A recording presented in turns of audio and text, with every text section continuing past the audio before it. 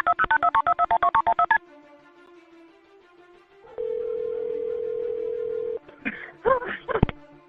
County 911, where's your emergency? This is Alex Murdaugh at 4147 Moselle Road. I need the police to answer immediately. My wife and child got badly.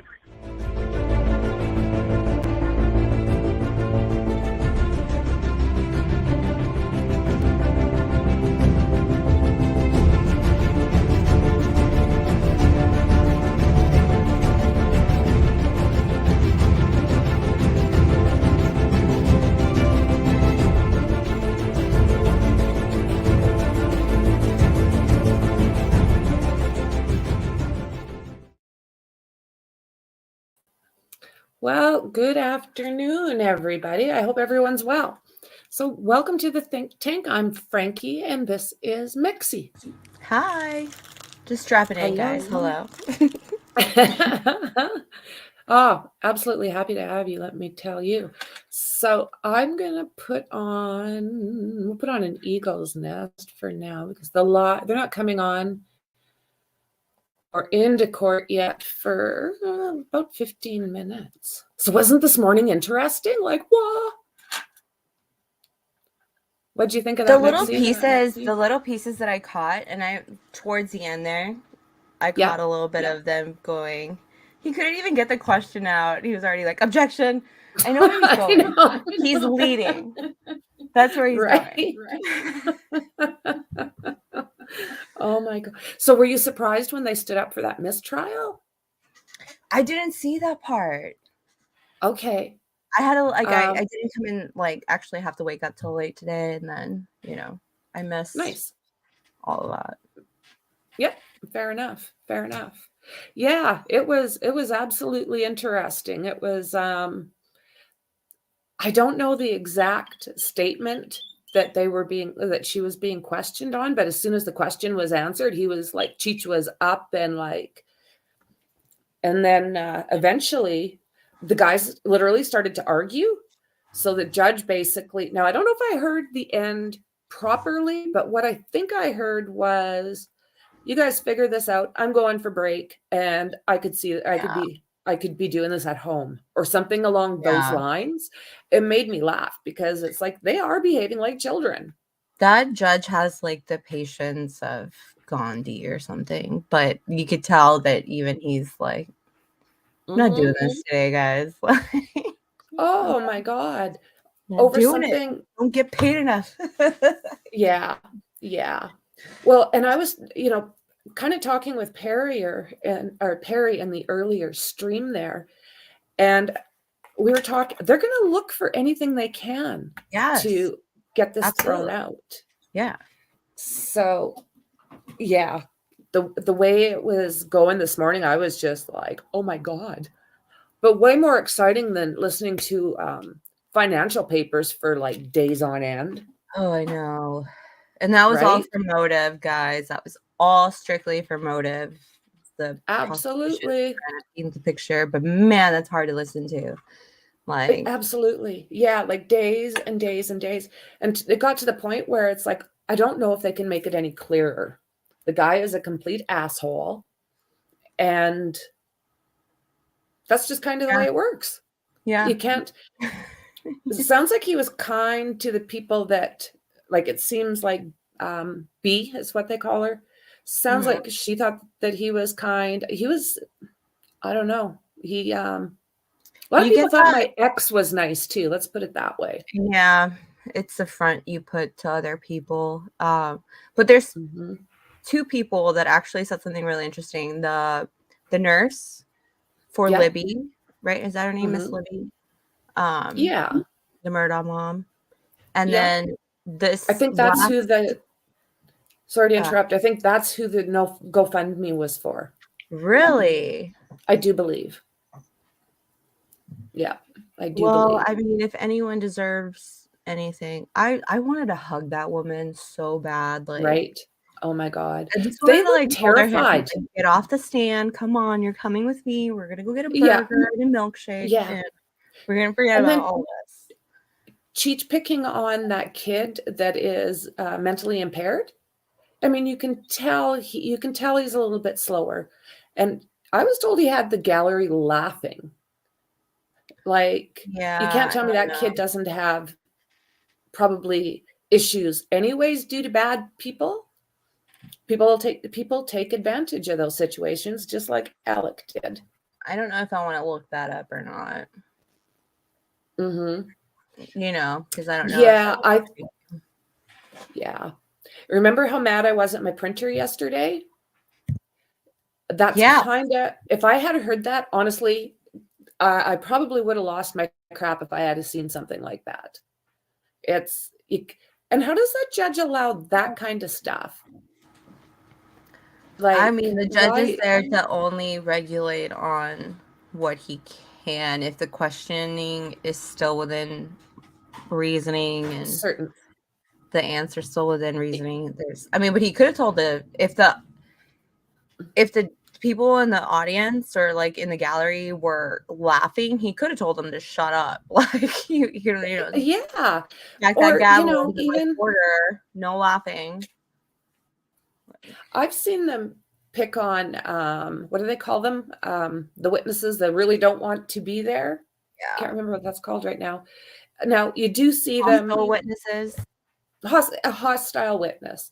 Now I know you can get a little more aggressive with them, but can you get to the point where a gallery is laughing at a handicapped kid on a witness stand? That's the thing. Like the gallery should, just because you're in the gallery and people see you, you shouldn't even be there. That's what there's should be like a pretend invisible wall where you don't even exist. Exactly. You're not there. You can't make a sound. You can't talk. Like you shouldn't be gossiping. That's not very court-like. Not very. No, it's not very professional. No, not good manners in court. Yeah, and I don't know. Like, I'm pretty accepting of most things that go on in a court. It might be boring at certain parts. It might be this, but you kind of take it as it is. But when you literally see somebody, like if I seen that in person, the guy wouldn't like it. I wouldn't be able to do anything. He's an old man. But at the same time, if he thinks he can verbal a mentally handicapped kid, I think I can verbal. Yeah. That's almost what it's. He does have that personality. You've seen it like since the start. He has he asked that special agent. He was like, "And what's so special about being a special agent?" Like kind of mocking. Exactly. Yeah. He has that personality. Yeah. Like you could see it. You sure can. He's I liked it when Dandy asked if he was drinking. I like it when Dandy said during one stream that she thought he was drinking bong water in his coffee cup.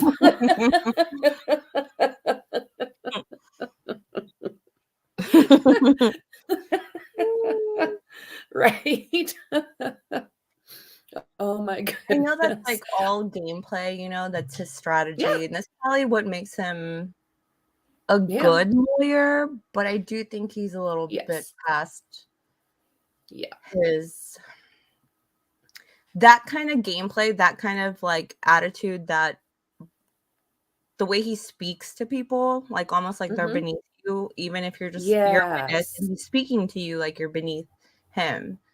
Yeah, that stuff does not fly anymore. Exactly. He might have been able to do that way back in the day. Exactly. And it's like he's been practicing law since like the 1900s. He's old. Yeah. I don't know.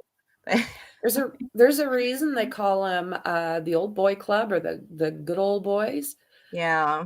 Because it's a club of bullies. They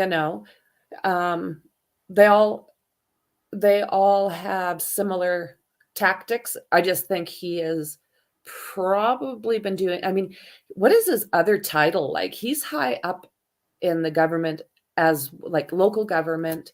Is he? Yeah. And that's bothersome to me. What's his name? Harpoot. Yeah. Harpootilian. I love that name. Right? Yeah. Yeah. And his first name's Dick Poot. I know, right? It always amazes me how parents can pick up the perfect name for that unborn baby. You are such a dick. Is that what they do? We're going to call you Dick. He poots. That's what he does. Dick poots. I'm looking up his credentials. Like on it. Yeah. Obviously, he's part of the Democratic Party. I know I said obviously, but I am just not based on a behavior. politician. I could give me. I know. 2 shits. I know. Like, yeah. Democratic or Republican. That doesn't even look like him. This picture must have been taken in the 80s.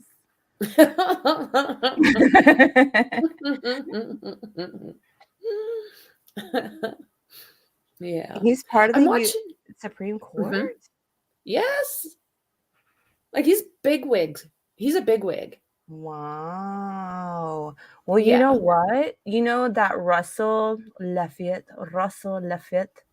guy, the banker? Dandy. The banker, he hired an ex-US attorney, like attorney general. Yeah, that's who he hired.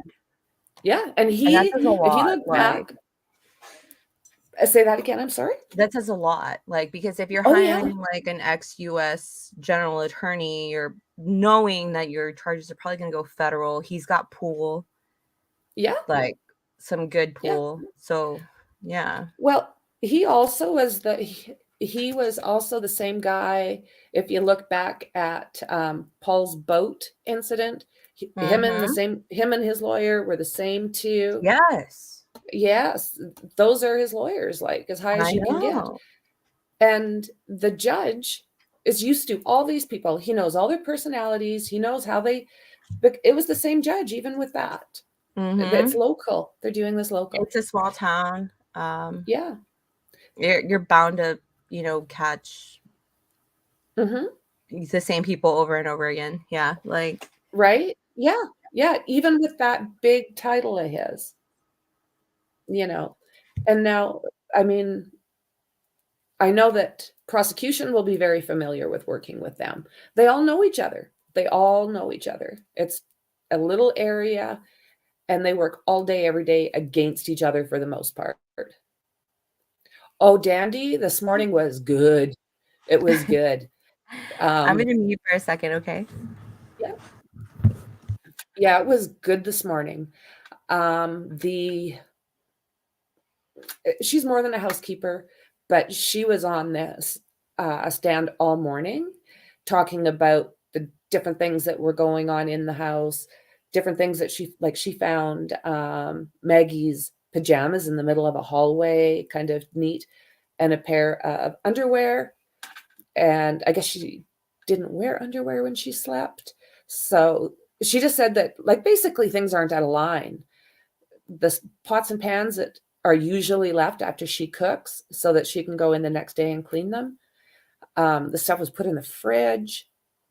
The clothes are just like, they're still a big subject because he wasn't in the same clothes in the morning or in the picture or in, it was a good morning. Like I can't, there's a lot. You probably want to check it out if you get the chance. Yeah. Cheech tried to get a mistrial. He did that. At one point, the judge said, okay, I'm going for basically a break in the back while you two figure out, because they were literally arguing. He walked out on it. He was like, I'll be back. Figure it out. I like this judge. But I do want to see what he said at the very, very end as he was walking out, because he was not happy that they were arguing. And I almost think, and I could be wrong, so I almost think he said I could be doing this at home. I think. So even I'll have to go back and look. There's a lot to it, Dandy. It was the best so far. I hope you're having a good day at work, my friend. Yeah. Interesting. Does that eagle have chicks? She's on eggs. Oh, okay, So cool. they I was gonna say, Yeah. I was like, she's like smothering them. Like, this is a different stream. Okay. Yeah, this one is in let's see. I think it says Big Bear Valley. I was told that this is in California, so it must be. When I think of California, this isn't what I think, but It's well, maybe up in the mountain. What is it? Big Bear Valley. yeah. Big Bear Valley. It is in California. It's up in the mountains, like way up high, like altitude. Right. Yeah, that's what yeah. That's kind of what I was understanding by looking at it. But they've got some beautiful mountains in California. Wow. I'm looking at the website right now. Awesome. The travel website. You're like, visit Big Bear Lake. Nice fast day for you. It looks like too many normal people having fun. I don't like it.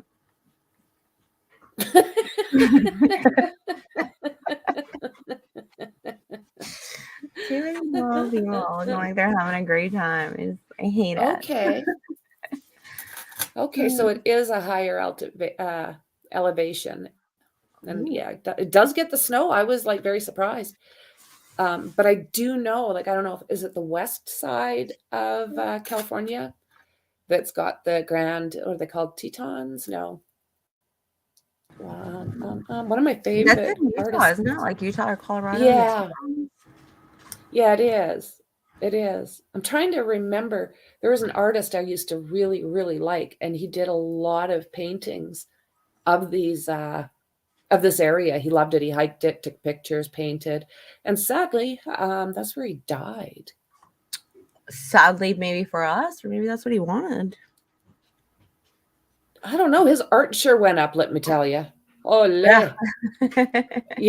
Yeah. Another girl came in because it was like, oh my God, why can't I even remember that? It's not fun. That comes later. Oh, look at her repositioning. I love the owls. Or not the owls. I love the eagles. Just because you don't get to ever see them this close. I do wonder how they set up that camera though, like, because they must have set up the nest, right? Yeah. And then they set up the camera. Were those eagles like ever like predator, intruder? Like, what is this thing? Yeah, right. They wouldn't just let you come up there, right? Like, no, I don't know, because that nest has been there like for a long time. Do they use the same nest over and over again? I do believe they do. Yeah. That's nice. Yeah. Yeah. She knows her nest. I like it when I call her. I have no idea with these two, how to tell the difference. But I like it when the one bird comes back, because I always look at it like it's the man that's coming in late. And she just tells him off. Like, did you just bring hear the milk, Charles? You forgot the salmon.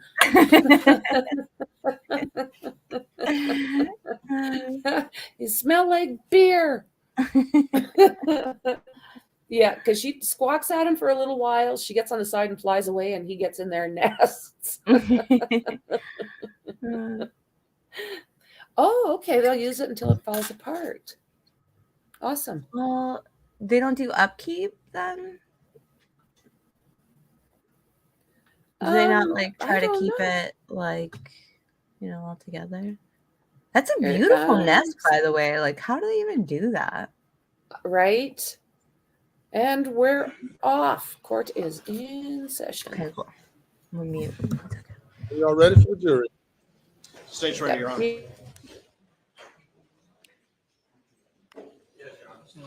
Bring the jury.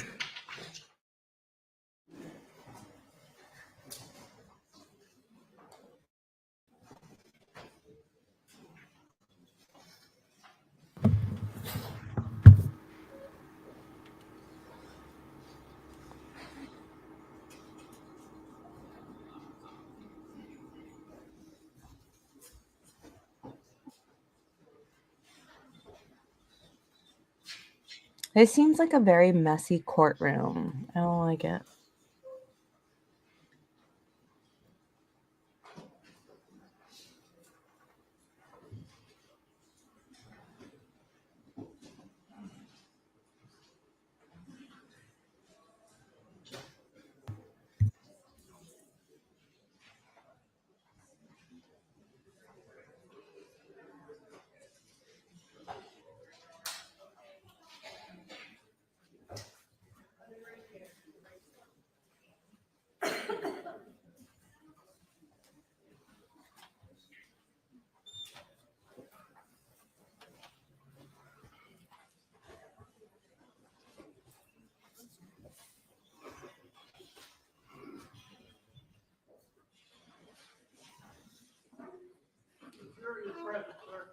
Very good. Welcome back. Your next witness. Thank you, Your Honor. May I please report? State calls Belinda Rass.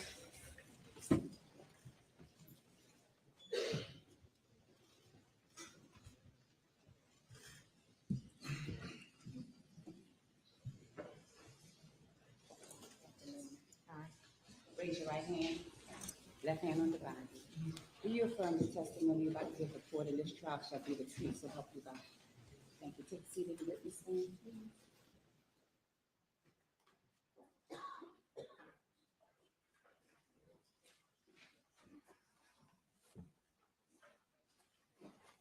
can you please repeat your name again for the record and spell your last name? Belinda Rass. R-A-S-T. Belinda, good afternoon. Good afternoon. Before we begin, Belinda, are you hard of hearing? I am. Okay. So is it important for you that you can read what I'm saying in order to better understand the question? Correct. If at any time I say something and I've turned my attention away, just please let us know and I'll re-ask the question, okay? Okay. All right, Belinda, tell the jury a little bit about yourself. Where'd you grow up? Where'd you go to school? And what was your professional training? I grew up in Barnville. I went to school right there in Barnville and Hampton, Wade Hampton High School. And I'm a CNA. I worked in the hospital and home health. All right, CNA is a certified nursing assistant. That's correct. So did you work in nursing before moving into private home health? I did. Okay. And are you now employed as a private home care, like health provider? I'm a private home caregiver. Okay. And Belinda, I'm going to ask you to put that microphone as close to you as you can. You might have to move it a little bit. Thank you. Okay. Okay, great. All right. Well, tell us a little bit about what private home care would be. When you work with one individual or two in a home that's not, like in a hospital or a nursing home, and you take care of that one individual or two at most, and you do their care, whatever it might be. Like when I started at the Murdaughs, Miss Libby was up and about. We just had to watch her, make sure she didn't wander away. She could go to the bathroom. She knew when she had to go, but you had to make sure she cleaned herself and just make sure she eating stuff. And then with her, her health deteriorated. Her illness got worse. And so she went from that to now she's bedridden, and we have to feed her, turn her, change her, whatever is needed. She doesn't know when she's going to the bathroom or whatever, so we have to monitor her real close.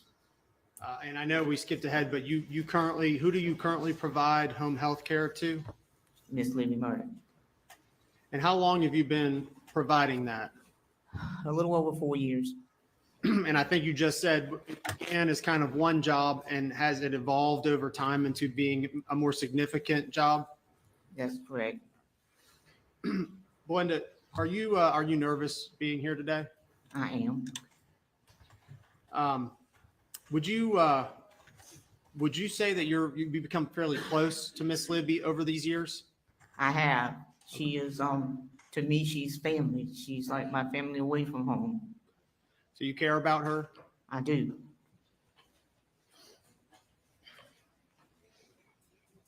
All right. Well, Ms. Rast, tell me about what your typical hourly shift is. From 8 p.m. to 8 a.m. And do you occasionally work weekends? I work every other weekend. And what would your hours be on the weekends? From 7 p. to 7 till 8 a.m. in the morning, or 9. Okay. 9 So on Saturday for and Sunday. weekdays, it's typically 8 p.m. to 8 a.m. Is that correct? Correct. And how long have you been working there again at Alameda? Well, I've already been there 4. This year will be my 5th year. Were you employed during the year 2021, June of 2021? I was.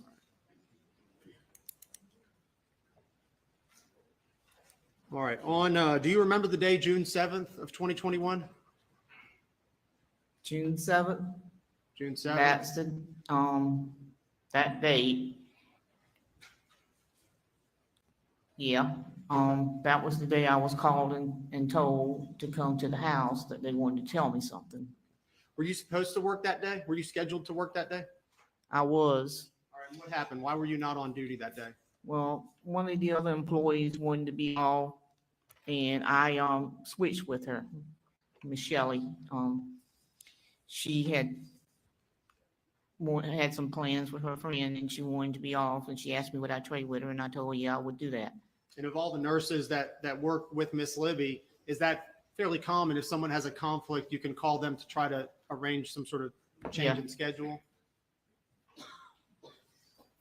All right, so you were off on June 7th, but you would have been working what hours? If I had been there, I would have been working.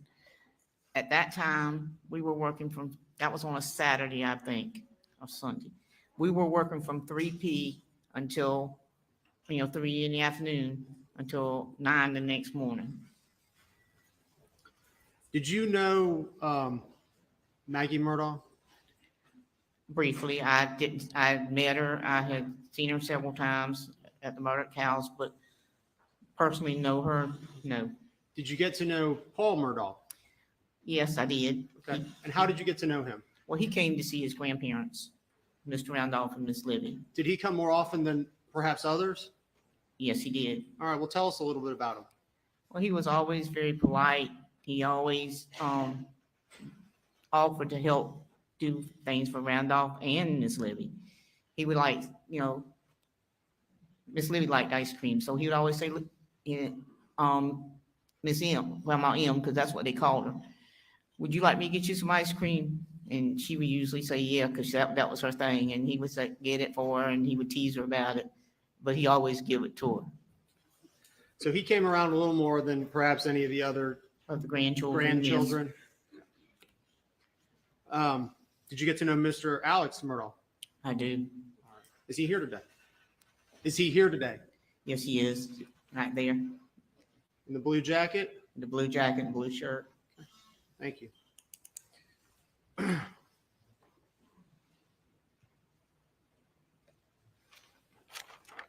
On your shift, from the normal shift, 8 p.m. to 8 a.m., how often would you say Mr. Alex stopped by in those years that you've been there?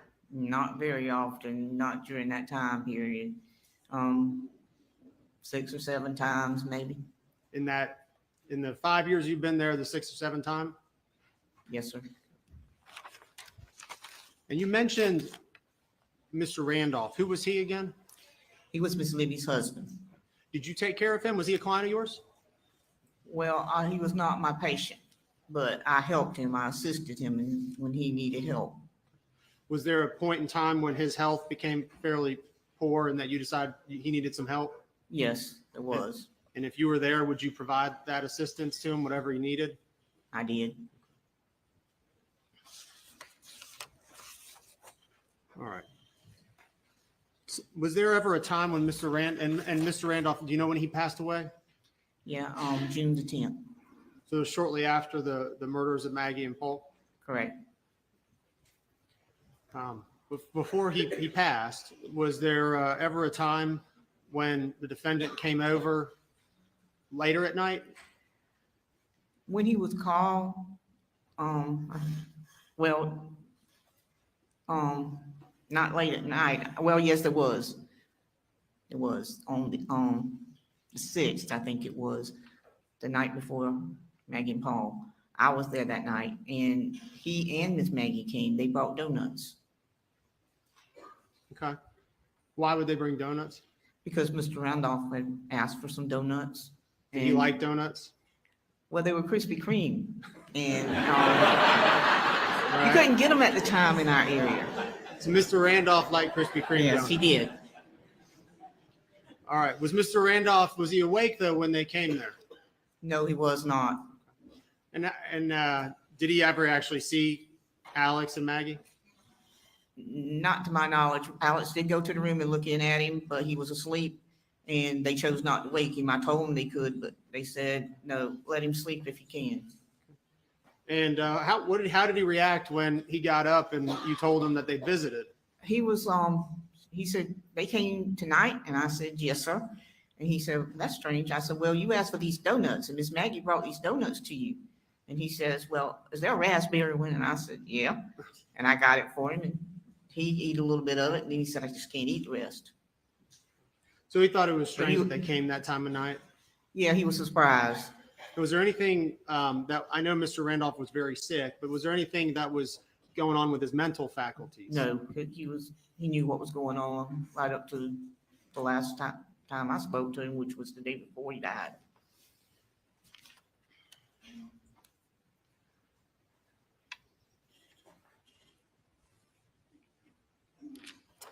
And tell us a little bit in your experience with treating Alzheimer's patients, people with declining dementia. They Tell us a little bit about your experiences with them and how they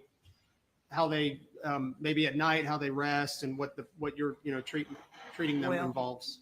anytime sometimes they're fine with whatever goes on around them. They just ignore it, or they speak out in the beginning and say what they want to say. Sometimes it makes sense, sometimes it don't. As it progresses, they get more like a baby. You know, if you wake them, sometimes they'll go back to sleep. Sometimes they cry. It takes time to calm them and, just guess, because you really don't know. Like a baby, you don't know what's wrong. They might be hungry. They might want something to drink. They might just want to be turned. Whatever the situation is, you just have to guess and keep trying until you get it right. And what time did you put Miss Libby in bed?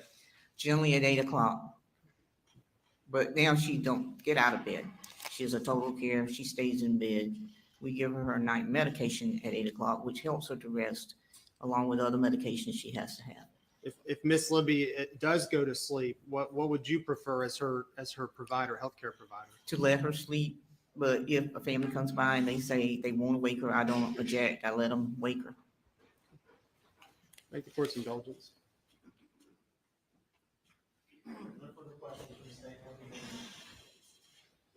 Yes, sir. My name's Dick Harpootlian. Can you read my lips? Dick Maybe, Harpootlian? I think so. Okay. And I represent Alex. Okay. Now, let me just focus in on, I guess, the reason you're being called here today. You were asked by the state, was it strange for them to show up that Sunday night at late? It was unusual. That was the word you used, not strange. And that's the word you used in your statement you gave about 10 days after the murders to Sweat. Isn't that right? That's correct. Did you know they'd been to a ball game in Columbia before they stopped by? Did Mr. Murdaugh No, tell you sir, that? I did not know that. And if Mr. Murdaugh, Alec, had stopped by normally during the daytime, you wouldn't have been there, correct? That's correct. Okay. And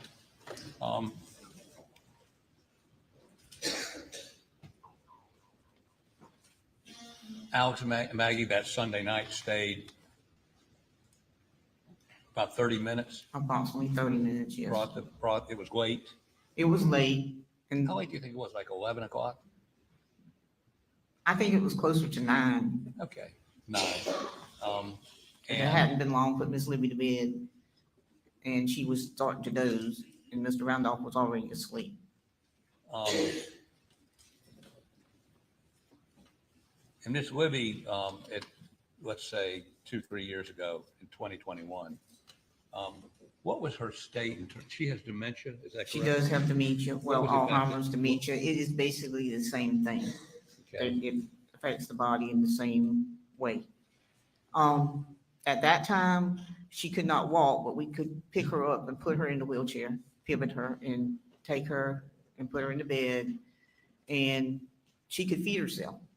But now she is deteriorated and she can't feed herself. She can't even give herself a drink of water. Mentally, did she recognize her sons when they came to see her? Sometimes, sometimes not. Has that gotten progressively worse? That is how it works. Was she aware of the fact that her husband of, I think, 40 years had died, Mr. Randolph? We told her, we took her to the funeral, but within a couple of weeks, she doesn't, it didn't seem to recognize the fact. For about, I say, a month, she would call for him from time to time, and then now she doesn't. While you were there, when Paul or some other family member would come over, would that calm her down? Sometimes. Paul had a way of having a calming effect on her. He would always remind her of the past, like, Grandma, you remember that whipping you give me with that fly swat? Things like that. And did she watch television a good bit? She still does, but she doesn't. She used to would play along with the games, but by 21, she wasn't doing that. She was just watching. Okay. Beg the court's indulgence.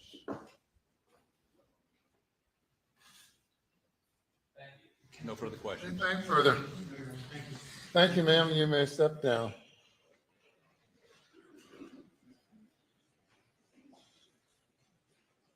Next witness. State Call Supervisory Special Agent Matthew Wild.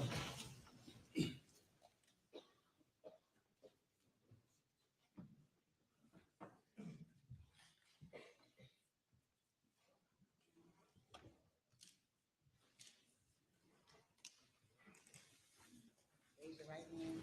Left hand to the Bible. Do you affirm the testimony about to give before the next trial shall be the truth, so help you God? I do. Thank you for your hand up. Take the witness stand.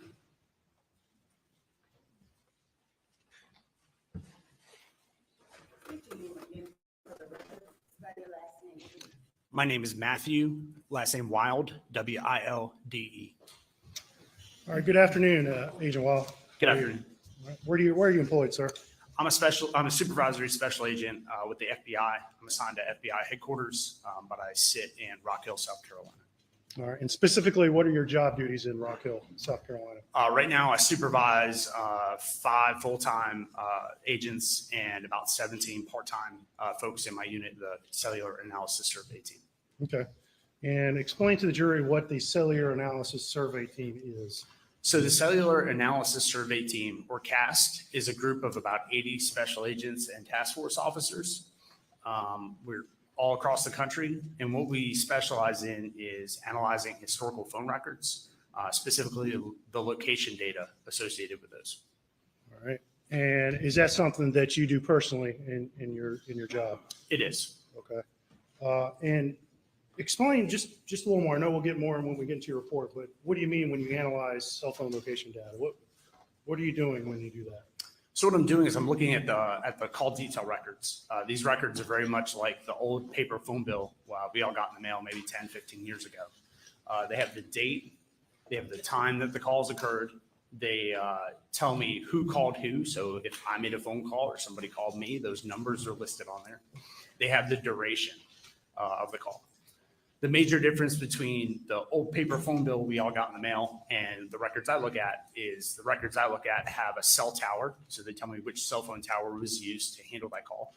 And then they tell me which side of that tower was used to handle the call. So what I do is I take that cell tower information.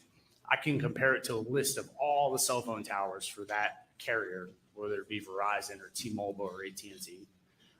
And then I can take that date, time, and general location from the cell phone records, and I can compare it to a known date, time, and location.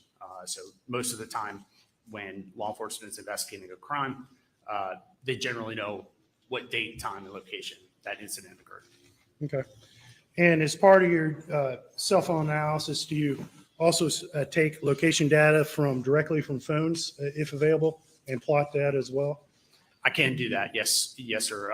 So when law enforcement downloads a phone, it comes in a big report, and there's a location data section on there, and I can analyze and map that data as well.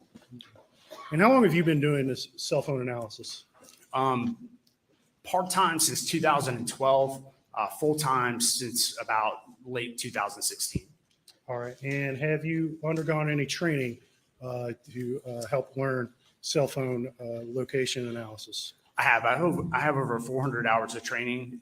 In 2012, I went to a course called Basic Project Pinpoint, where it was 3 days. We learned how to read the records, compare the records to a tower list, and generate a very basic map. I used that technique in every one of my cases from 2012 until 2016. In 2016, I attended Advanced Project Pinpoint, which was a week-long course. And during that course, we took a deeper dive into the different types of records we can get from the carriers and how to use them. At the conclusion of that course, I was selected to go to the CAST certification course. At that time, it was 4 weeks. The first week being training on radio frequency theory, so learning how radio waves travel between the phone and the tower and then back through the network. The second week, we had we had presentations from each of the carriers. So Verizon came into our training. We learned from the network engineers. Those are the people who design and maintain the network. And we also learned from the records custodians. Those are the people who provide the records to us.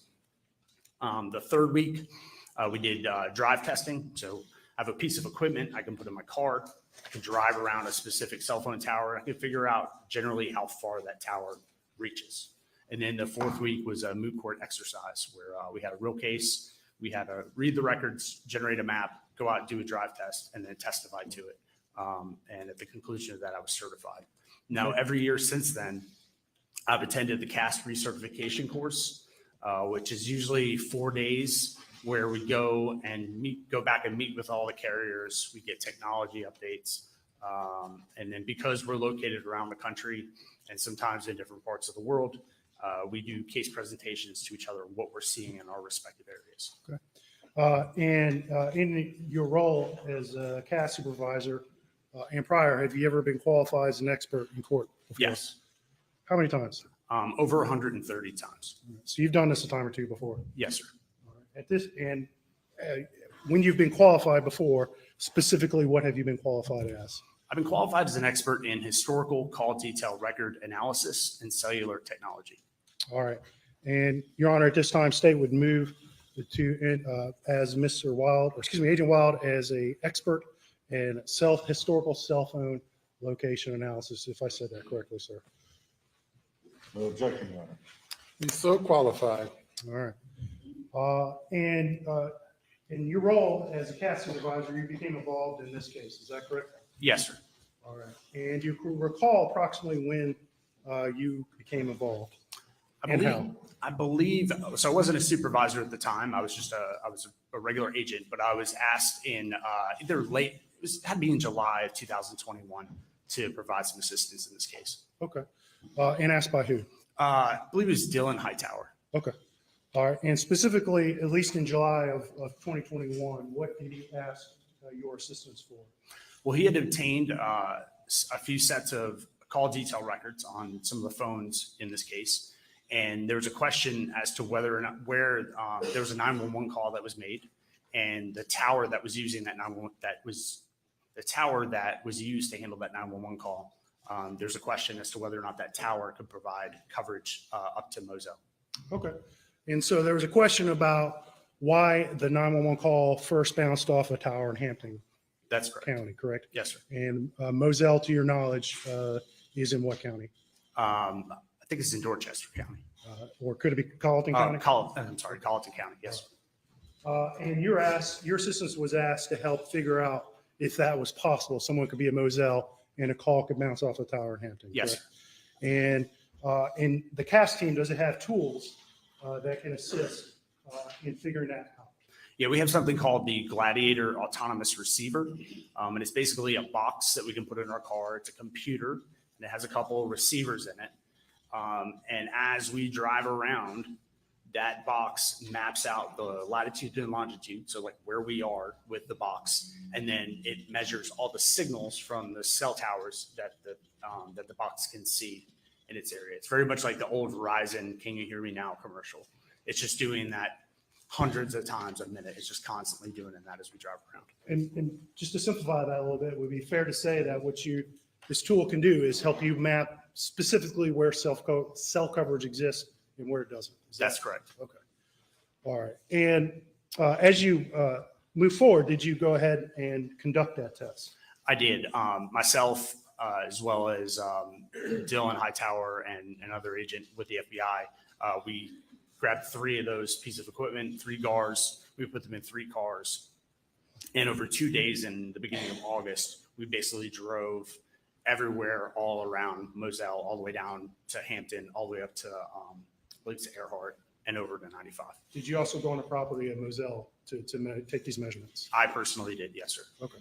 All right. And afterwards, were you asked to prepare a report and to take all these cell records in and prepare a report and provide this report to show locations of various phones involved in this case? Yes, it was.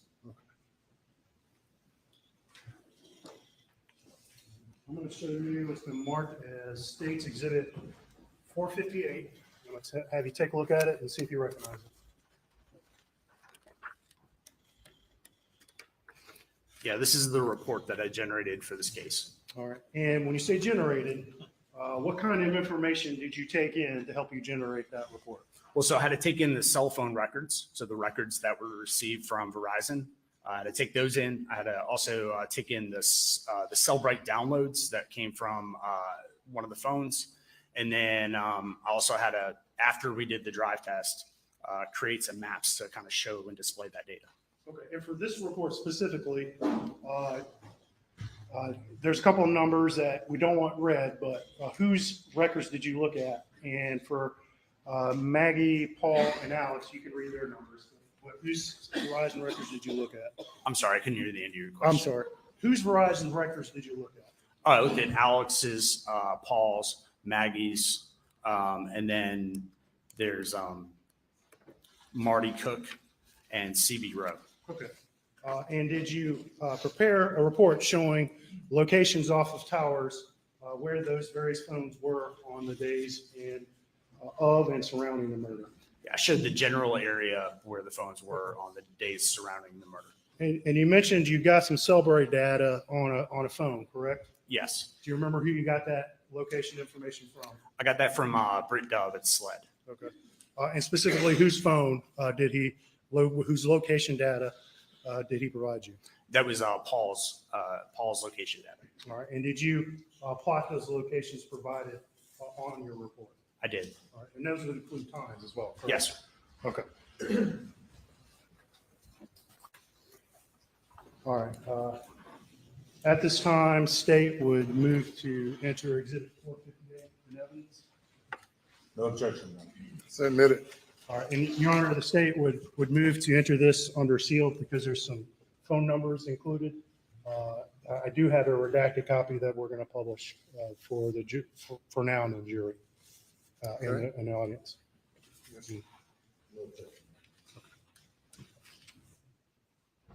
All right. Agent Wild, I'm going to ask you to step down with the court's permission, and we're going to pull this report up. And this is going to be a little tricky. We got some tight areas to work in, but can you stand in that area there?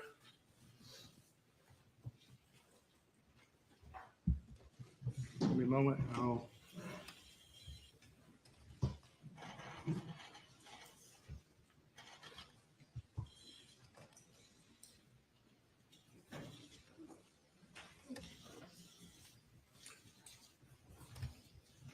Okay. So Agent Wild, I'm going to hand you this, and I'm going to essentially ask you to start going through this report with the jury to explain to them. I'll probably only interrupt if I feel like something needs to be clarified. You just tell me when you need to click to the next slide. But at this point, I'm going to let you take it away, sir.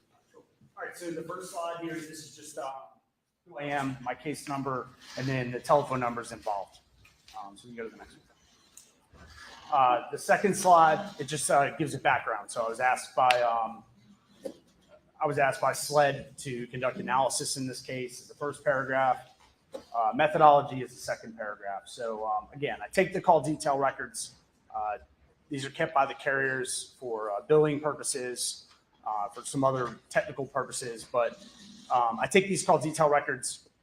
I compare the cell tower data on those call detail records to a list of towers, and they tell me whether that phone is in Hampton, whether that phone's in Charleston, whether that phone's in Spartanburg or Greenville. It gives me a general idea where the phone is. And then, so the cell site locations, so the towers can change over time. Okay, just in the last couple of years, we've gone from using 3G to using LTE, and now we're all have the 5G bar on our phone, right? So the tower list change, the towers change, and we get updated tower lists on a regular basis from the carriers. So I use the tower list that was in effect around the time of the incident, so around the time of June 2021. The survey analysis section. So again, we took 3 pieces of equipment and we basically drove everywhere, all the way around the area, trying to record all the signals from the different cell towers. What that gives us is a general area of it. Actually maps out the area of where there's coverage from those cell towers and cell sectors. And then, yeah, my conclusions. You can go on to the next. So this slide just shows different types of cell phone towers. Okay, I draw your attention to the one on the top left. We have these speaker-looking devices hanging on this tower. Those are the antennas that transmit and receive a signal to and from a phone. Okay, a phone is very much like a car radio. As I drove here today, I tune into my favorite radio station or my favorite frequency, and somewhere along my route, there's a radio tower. It emits a signal at that frequency. My car radio can receive that signal. I can listen to my favorite station. The major difference between a car radio and a cell phone is that with a cell phone, that information has to go in 2 directions. It has to be able to be received from the tower, but you also need to be able to send that information back to the tower. So those are the antennas that send and receive those signals. The second thing about this is you'll realize those antennas, they hang on a triangular shaped structure. Most of the towers are designed to cover a full circle or 360 degrees.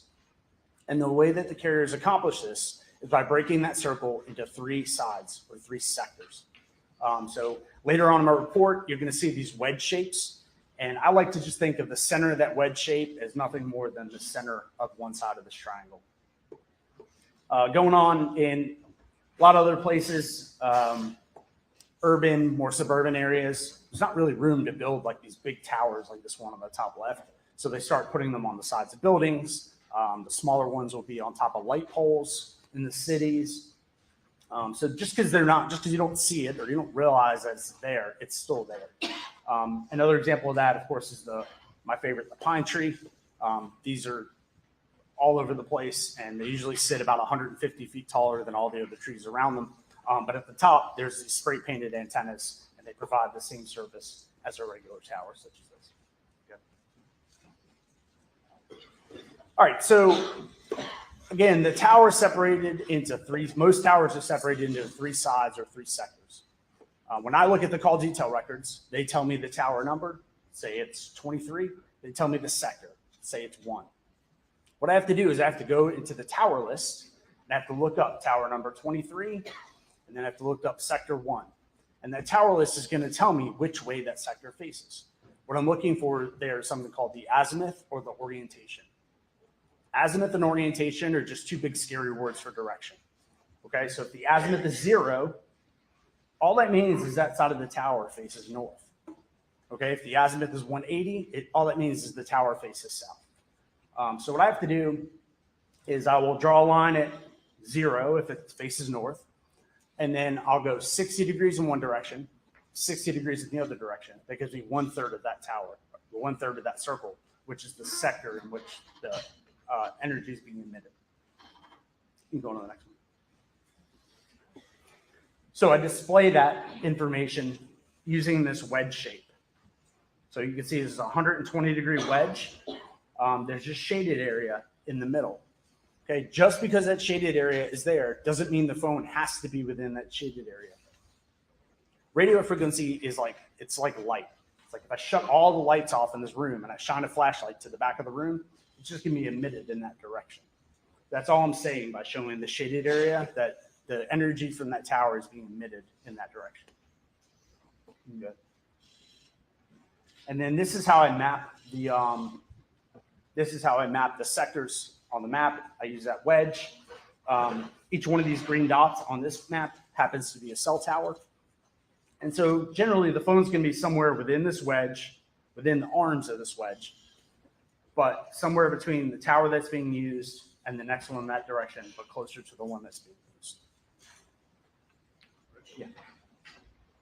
All right, another set of records that we can get, something called RTT, or timing advance. This is a Verizon case, so the records we have are called RTT records. What RTT records are is it's an estimation of the distance between the phone and the tower at the time that that transaction occurred. All right, so what we get is a regular wedge, like we know which tower, we know which side of the tower is being used, and then Verizon tells us approximately how far the phone is from that tower at the time that it's used. Okay, this is based on like a basic time over distance theory. We know how fast the signals travel. They travel at the speed of light.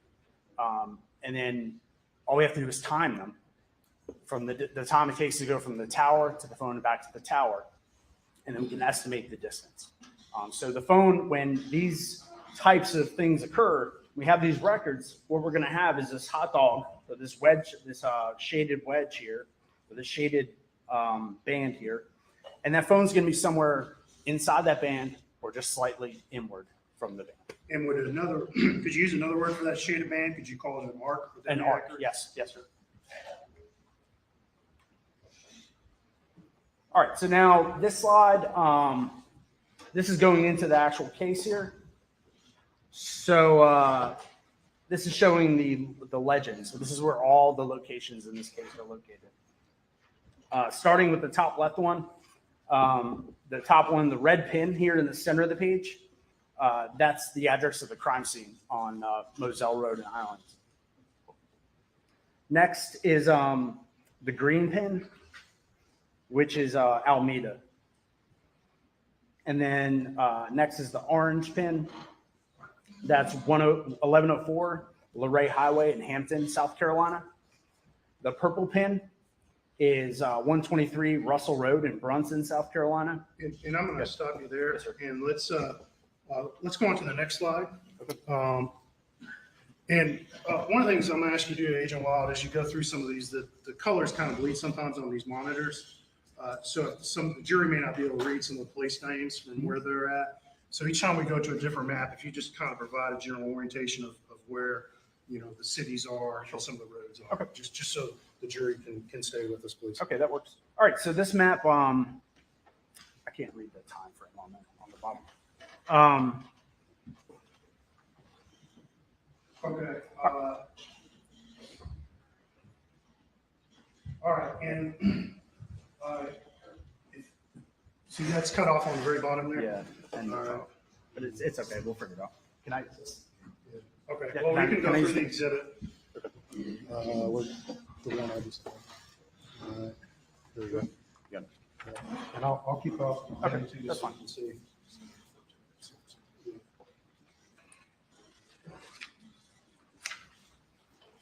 Okay, so this is. Thank you so much. All right. So what's the time frame? So the time frame for this one is June 7th, 4:53 p.m. to 6:09 p.m. And this is the activity for Paul Murdaugh's phone ending in 7845. So the blue pin is the address in Okatee, South Carolina. Okay. And what times do you show Paul's phone in that general area near Okatee, South Carolina? So between 5:40 and 6:03, generally in that area. On the afternoon of what day? On the afternoon of June 7th. Okay. All right. And there's several hits off several towers, I Yeah. think. There's some down here. There's some at the bottom. So 453, 511. It's using the tower just south of there.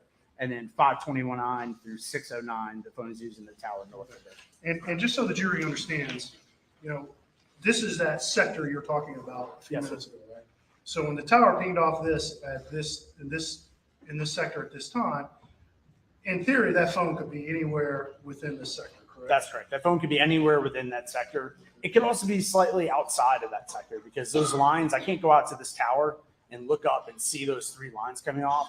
It's kind of like a fuzzy area between the sectors. So the sectors aren't hard and fast at every time. Correct. Okay. But as just as in your general experience, within what range will you usually see a phone ping off a particular tower? What's the general max range? And I know it can vary. Well, it can vary because it depends on where the phone is. In a rural area, the phone could be 6 to 8 to 10 miles from the tower, and it can use that tower.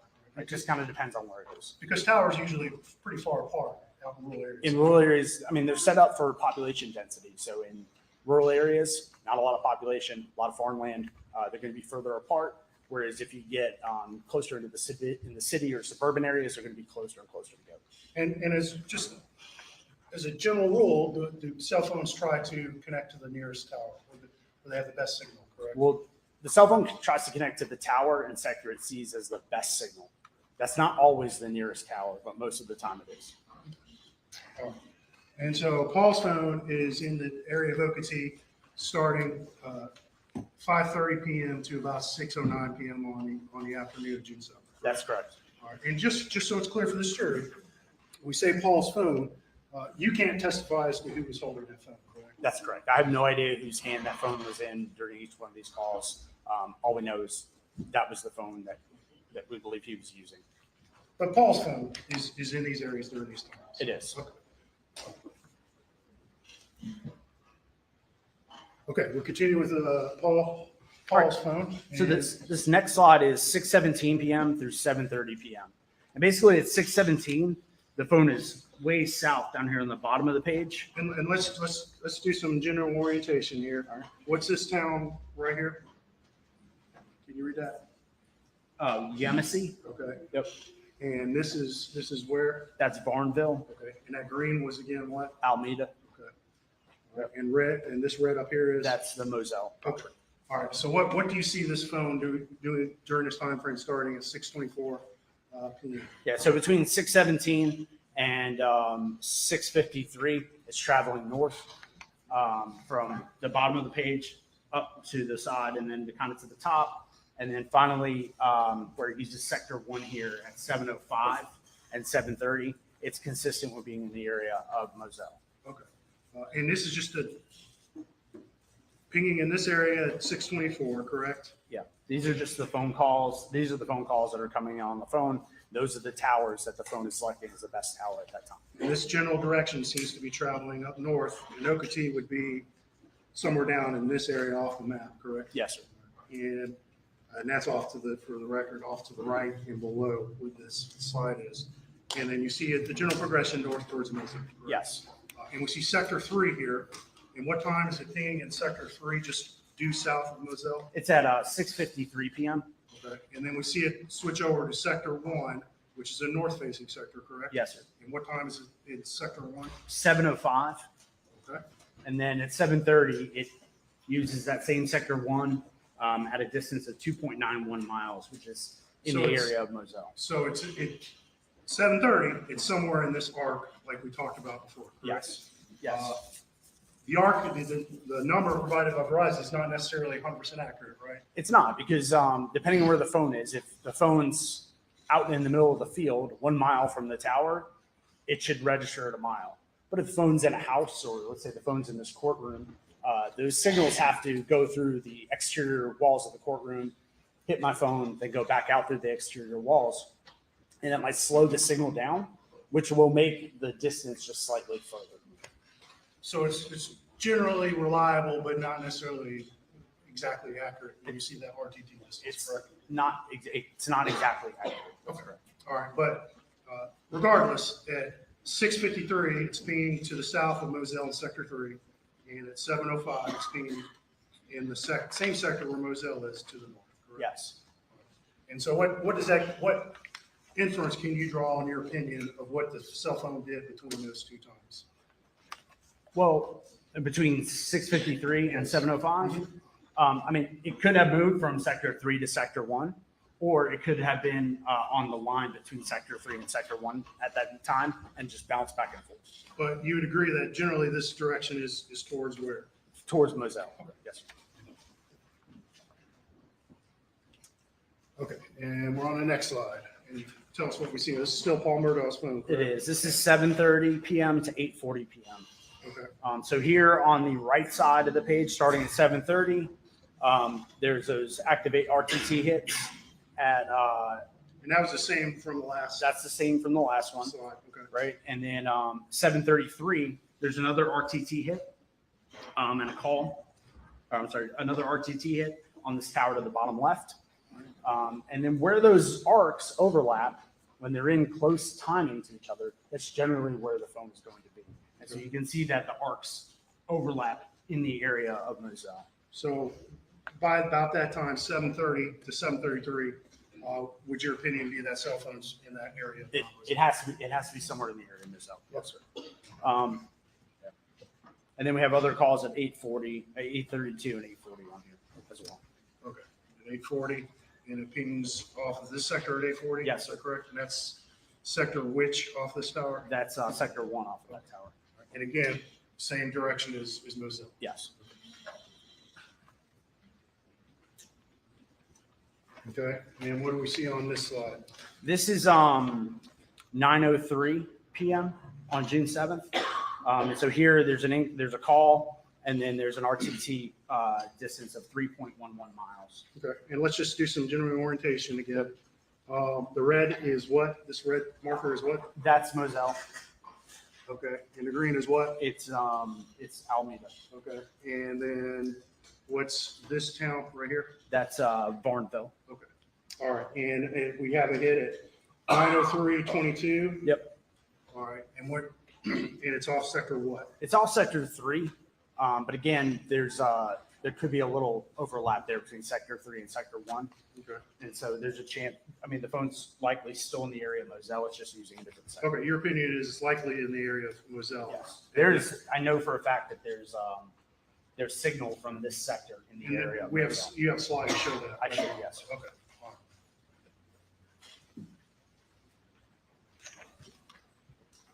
Okay, and then here we have at 10:34 p.m., another hit. Yes, And sir. again, this is the same map as the last time, correct? It is. 10:34 p.m. It's using the same map, just the sector has changed back to Sector 1. All right. And in your opinion, that phone is still pinging? It's consistent with being in the area of Moselle. Okay, and now we're transitioning to something else with Paul, correct? Yes, sir. What is this? This is the iPhone location data that was taken from from the download of his iPhone. Okay, and we have some times here, and can I go ahead one slide? Because Sure. it has more information. It shows a overhead map of the area, Yes, correct? And let's talk about this. You've been out to this property, correct? Yes, I have. And this is where? What is this called? That's Moselle. And what am I pointing at right here in the bottom middle part of the screen? That's the main house there. Okay. And then this area up here in the basically due north of the residence, what is this area? That's the dog kennel or the hangar. All right, there's a big hangar building. Yes, And sir. there's a smaller series of dog kennels right next to the hangar. Yes. All right, and we have some location data from Paul's phone here, correct? Yes, we do. So between 7:45 and 7:56, all these circles in and around the road and close to the kennels, that's where the phone is being used. And then at 8 o'clock, there's two hits down south of there at 37 and 100 meters. And we see these red circles. What is that red circle and what does it represent? So the red circle is the it's the area that the phone could potentially be within. The phone shouldn't be any further than the phone should be where the pin is, but it shouldn't be any further than the exterior of that circle. So sometimes the GPS information provided by a phone isn't exactly 100% accurate, correct? Correct. But it does, the phone information provides information that allows you to determine how accurate the location information is. It's a level. It's basically a level of accuracy. So if the level of accuracy is like 3-4 meters, I mean the phone's going to be within this general area around me. But if the level of accuracy is, let's say, 5,000 meters, that just tells me it's here in town somewhere. All right, and we see some of those distances listed in your data here, correct? Yes, sir. So at the 745.31 hit, we see, and what is this number? That's the latitude and longitude. So that's like the specific point that the phone returned as where it was located. And then I see a number next to that. What is that? That's the radius, so the red circle in meters. And talking about this again, data point, what does that number say? 48. 48. Yeah, the 48 meters. Okay, so from the information side, excuse me. So from what, if I understand what you're telling us, is at 7:45:31 p.m. the phone is at this lat within about 48 meters of this lat one. Yes, correct? Okay. It's all right. And then we see some different uncertainty area. So at 7:46:09 p.m. there's about 165 meter circle. So that's this much bigger circle. Yes, sir, correct? it is. Yep. All right, and then we see 52 meters at 7:56:06 p.m. Correct. Yes, sir. All right, and then we talk about these hits, and down here at 8 o'clock. Yes.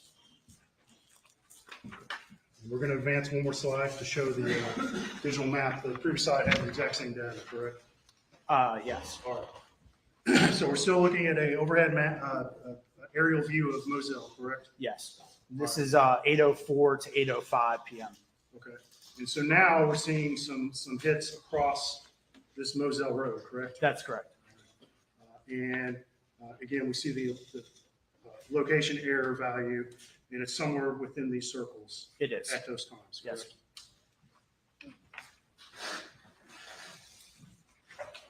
correct? Okay. Now we're at 8:06:20 p.m., correct? Yes, sir. And at 8:06:20, where do we see the phone? So at 8:06:20, it's here on near Moselle Road, just north of the driveway. Okay. And from there, it moves towards the dog kennel or the hangar. It moves towards the dog kennel or the hangar, then kind of up the driveway, and then finally winding up back at the house at about 8:14. So we see a series of location hits, correct? Yes, sir. And of course, looking at the timing, it would appear that the phone moves back through the kennels, correct? Yes. And then moves up this road towards the house at the main residence, correct? Yes. And we see some circles associated with this data, but several of these circles start to get pretty small, correct? Yes, they are pretty small. And what are those size of those circles? 20 meters are the final ones that are in and around the house. And just so I clarify, we see the blue pin, right? Yes. And that represents the actual lat long that was recorded by the phone. Yes, it does. And the 20 meters means it's almost certainly within that circle. Yes. Within that particular pin, correct? Yes. And when you see a series of kind of rapid pings like this within a short period of time, generally, what does that tell you is going on with that cell phone at that time? Well, the phone's using some kind of application, some kind of map or something that's using its location data. All right. And then regardless, by 8:08:45 p.m., where is Paul's phone? It's back at the house. Okay, and that's got a low error of how big? I'm sorry. An accuracy of 20 meters. An accuracy of 20 meters. Okay. And that makes a pretty small circle around the size of the house. It does. Correct? And there's another hit at 8:14 p.m. at the same place? Yes. it appears? Yep. Okay.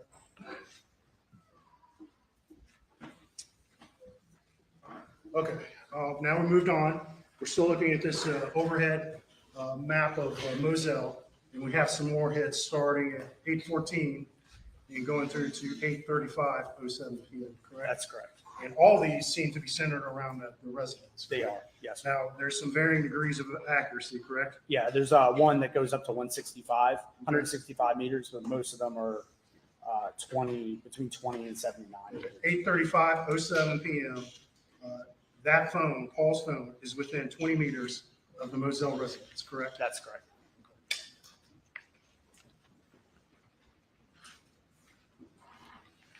All right, and we're going to skip one more slide just to keep with the digital map.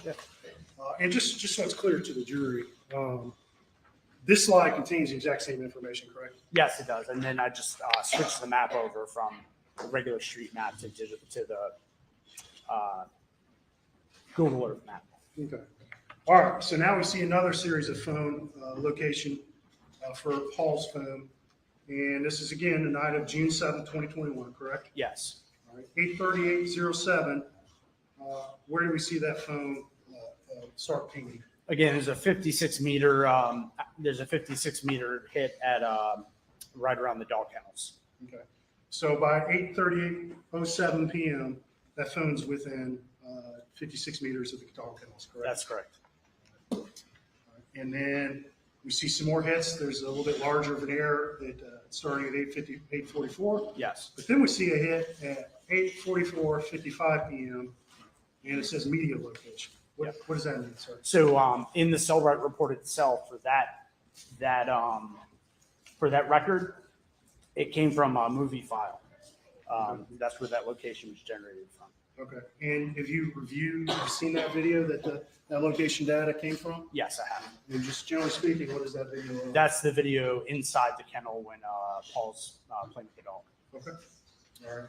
And that video was recorded at the timestamp recorded on the video is 8:44:55, correct? Yes, And that matches exactly with the dog, it correct? does. And I don't see a number next to that data point. Why don't I see a accuracy number?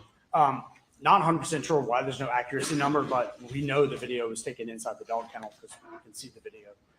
And then the next one right after that, I mean, basically there's records just before at 8:44:53 seconds and 8:44:56 seconds, and both of those put it in the area of the dog kennel. I'm going to skip one more slide here. Excuse me. And we're still looking at this overhead map of Moselle, correct? Yes, sir. And we have, looks like a hit location data at 10:18 Yes. p.m. and at 10:18:03 p.m., correct? Yes. And both those are centered on where again? They're, again, just right there in the vicinity of the dog kennel. Now, did you plot every single location data point that you received from Lieutenant Doug? No, I did not. So between 8:44 and 10:18, there was a series of location data points, but most of them were between like 4 and 6 or 7,000 meters. So they wouldn't, in my opinion, they weren't super helpful to figuring out exactly where that phone was at that time. When you see an accuracy of that big or uncertainty of that big, in your opinion, is that location something that can be, is that reliable information? I mean, not 100% reliable because it is such a huge, area it could be. And, going back to the last couple slides, between then and now, between 8:44 p.m.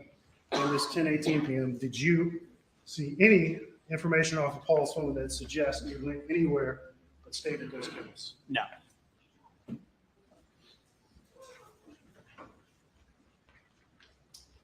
All right, now we're going to move on to Maggie's phone, correct? Yes, sir. All right. So we're going to rewind back to earlier today, and let's look at this map first of all. What is this map generally of? This is like the West Ashley area, so just south of Charleston. Okay.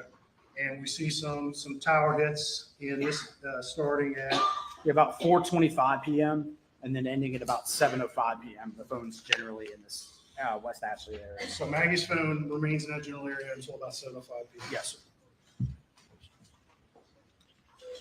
All right, and here, okay, this is a bigger map, so let's get oriented. What is this area right here Yeah, so that's North Charleston that you're circling there, in Charleston? and down here? Charleston just to the south of that. Okay. And then out here, what is that red marker again? The red marker is Moselle, the green marker is Almeda. All right. And and then we see a series of hits with Maggie's phone. You've labeled them, what, 1, 2, 3, 4, and 5? Yes, sir. And these start at what time? They start at 7:07 and end at 7:50. Okay. And so, generally speaking, what does this indicate Maggie's phone is doing to you? It's during that time? traveling from the Charleston area west towards Moselle or Almeida.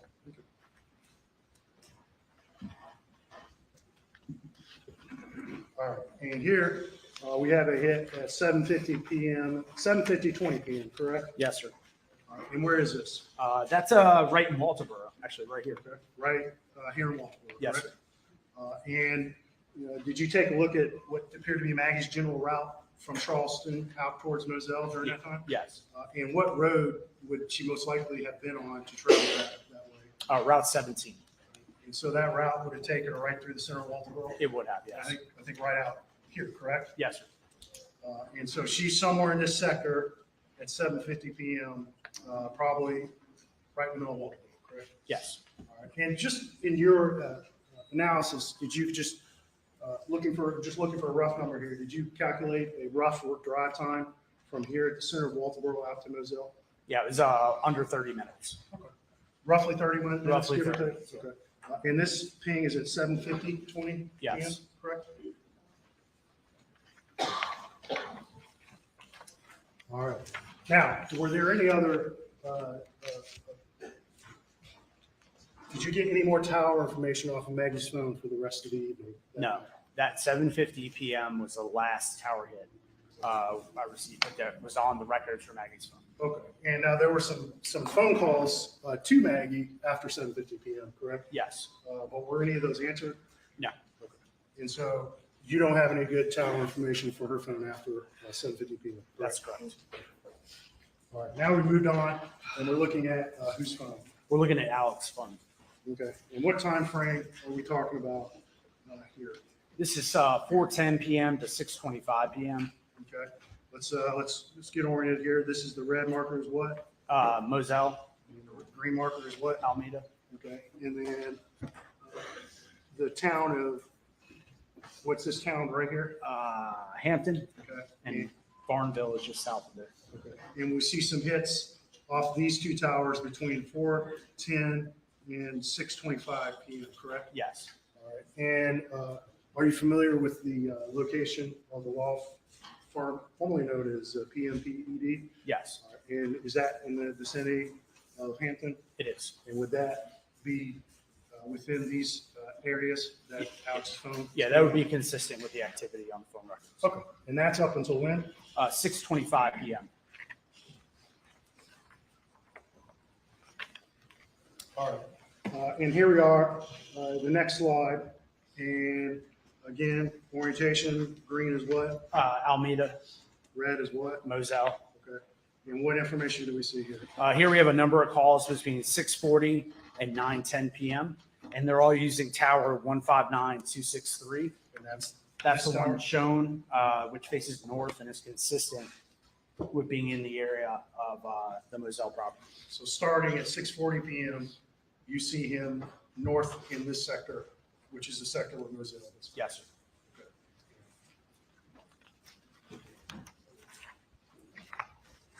sir. All right. So here we are. Let me go back.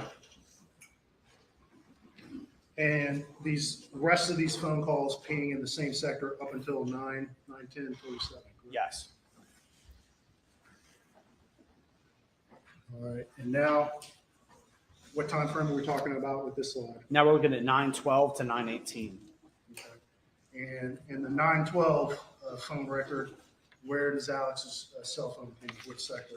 Uses sector 3 on tower 159263, which is the one closest to Moselle. All right, so somewhere south or close to the border of this tower, correct? Yes.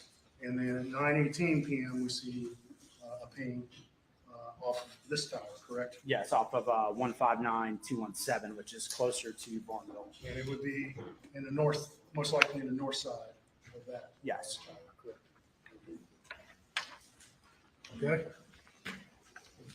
All right. And now this is the same two calls, correct? It is. All right. But now I see some looks like some shaded overlay over this. I'm going to give this back to you. Okay. What is that shaded overlay? What does it mean? So the shaded overlay is the coverage area that we're able to determine from doing that drive test with our equipment.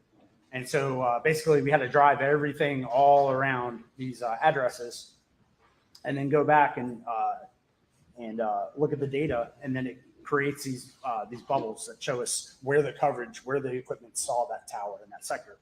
And so here you can see that at 912, it's using the sector, it's kind of highlighted in green. And then at 918, it uses this one at the bottom, 159.217, that's in pink. Okay. And so what your drive test found is, you kind of described those neat sectors at the beginning, but in reality, they're kind of more messy, correct? There are a lot more messy. And from what you found from the actual field testing is you could get coverage off this tower in, looks like it's just south of Varnville, anywhere in this pink area. Yes, sir. Yep. And that's in that particular sector. What sector is that again? That's sector 1. All right. And then this green area, you could be anywhere in this green area and potentially be getting coverage from this tower up north towards Murdaugh. Yes.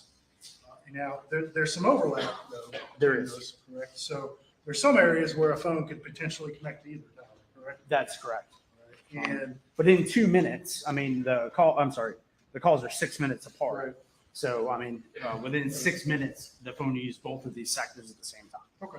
And just as a final point, again, the sectors aren't exactly black and white, neatly drawn, correct? Correct. And so in reality, like this little green corner above this tower, a phone could be in that area and still be pinging off this sector Yes. of the tower. Absolutely. Yes, sir.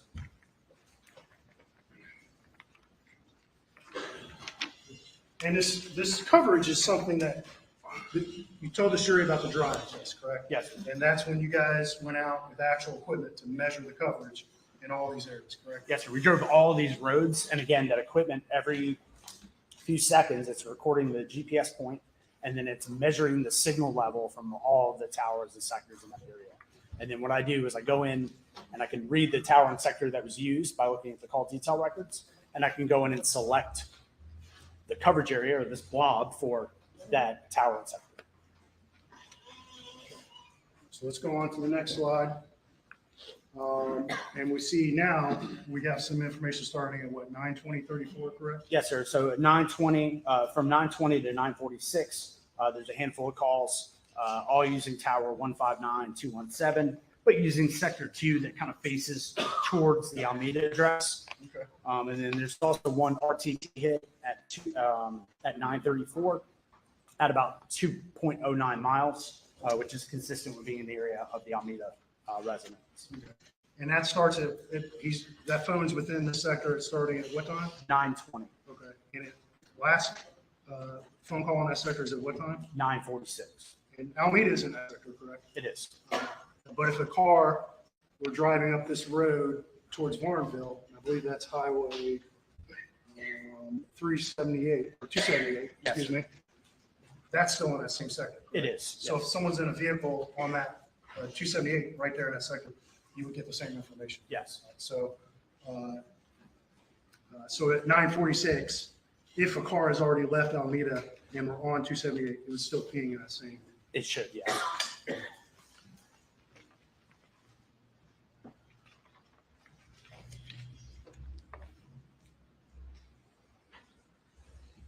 All right, we'll go on to the next slide. And this is still Alex's phone, correct? It is. It's just a zoomed in version of the last slide. Okay, so it's the same information, but looking closer, and I probably should have made some of those points on this one, but we see that road 278 here, correct? Yes, sir. Within that sector, and there's Alameda, it's also in the same sector, correct? It is. And so, in theory, for the RTT hit at 9:34, the phone could be anywhere in this arc. It correct? could be anywhere in that arc.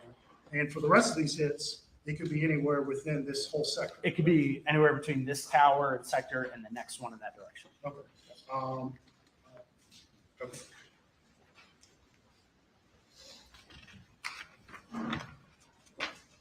All right, we'll go back. This is the next slide, and this is again Alex Murdaugh's phone, correct? Yes, it is. All right, and we see some hits starting at 9:52:59 p.m., correct? Yes, sir. So 9:52:59, the phone is using the sector with the 240 in it. So it's not using the one that faces towards Alameda yet. I'm sorry, towards Moselle yet. Yep, and the red, what's the red? It's Moselle. And the green? Is Alameda. Okay, so just in the previous slide, we saw the phone down here in the area of Alameda, correct? Yeah, it was using that tower near Alameda, but facing Alameda. And by 9:59 p.m., Alex's phone is pinging off of this tower right by Varnville, correct? I'm sorry, could you repeat the This, question? which No, tower? at 9:52 and 9:53, the phone is using the tower closer to Moselle, Okay. but on the sector facing towards Okay. Varnville. All right, and then we have a 10:06 hit, 31, correct? Yes, sir. And do you recall what particular phone call was placed from Alex's phone at 10:06 and 31? That was the 911 call. All right, and it hits off of which tower? It hits off of the tower closer to Varnville. Okay. But then at 10:17, there's another hit with Alex's phone. And which sector is it pinging off? That's 10:17. That's using the zero azimuth, so sector 1 that faces towards Moselle. So that initial 911 call hit off this tower way down here by Varnville. It did.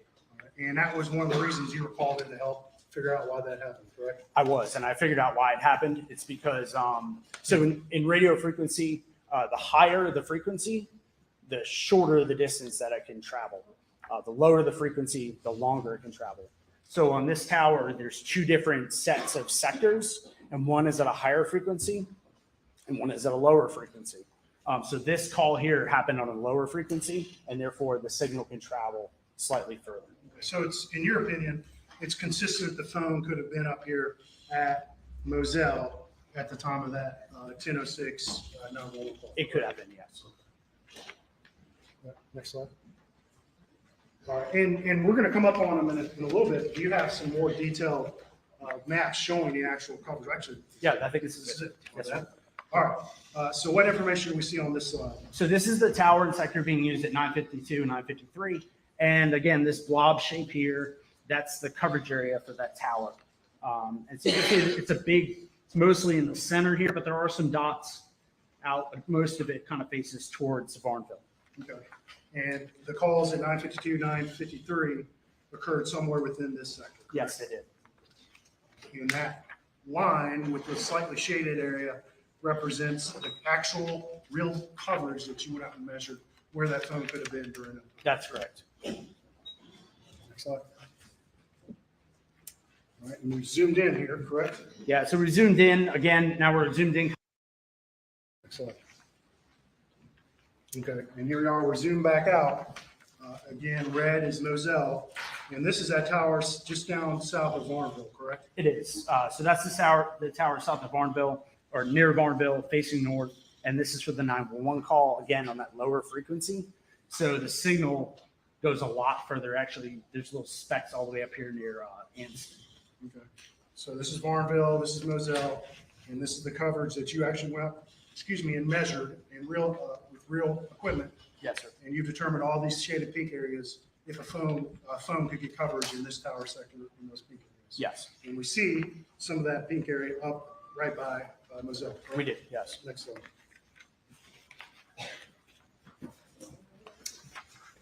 All right, and this is a 1017 theme, correct? Yes. All right, and it's in that sector. Now we're back to the tower that's closest to Moselle, correct? It is. And that's that north facing sector. Yes, it is. Next slide. Next slide. This one. All right, and here we see again that 911 call at 10:06:31 p.m. Correct? Yes, sir. That originally pinged off of this Varnville tower. Correct? Yes.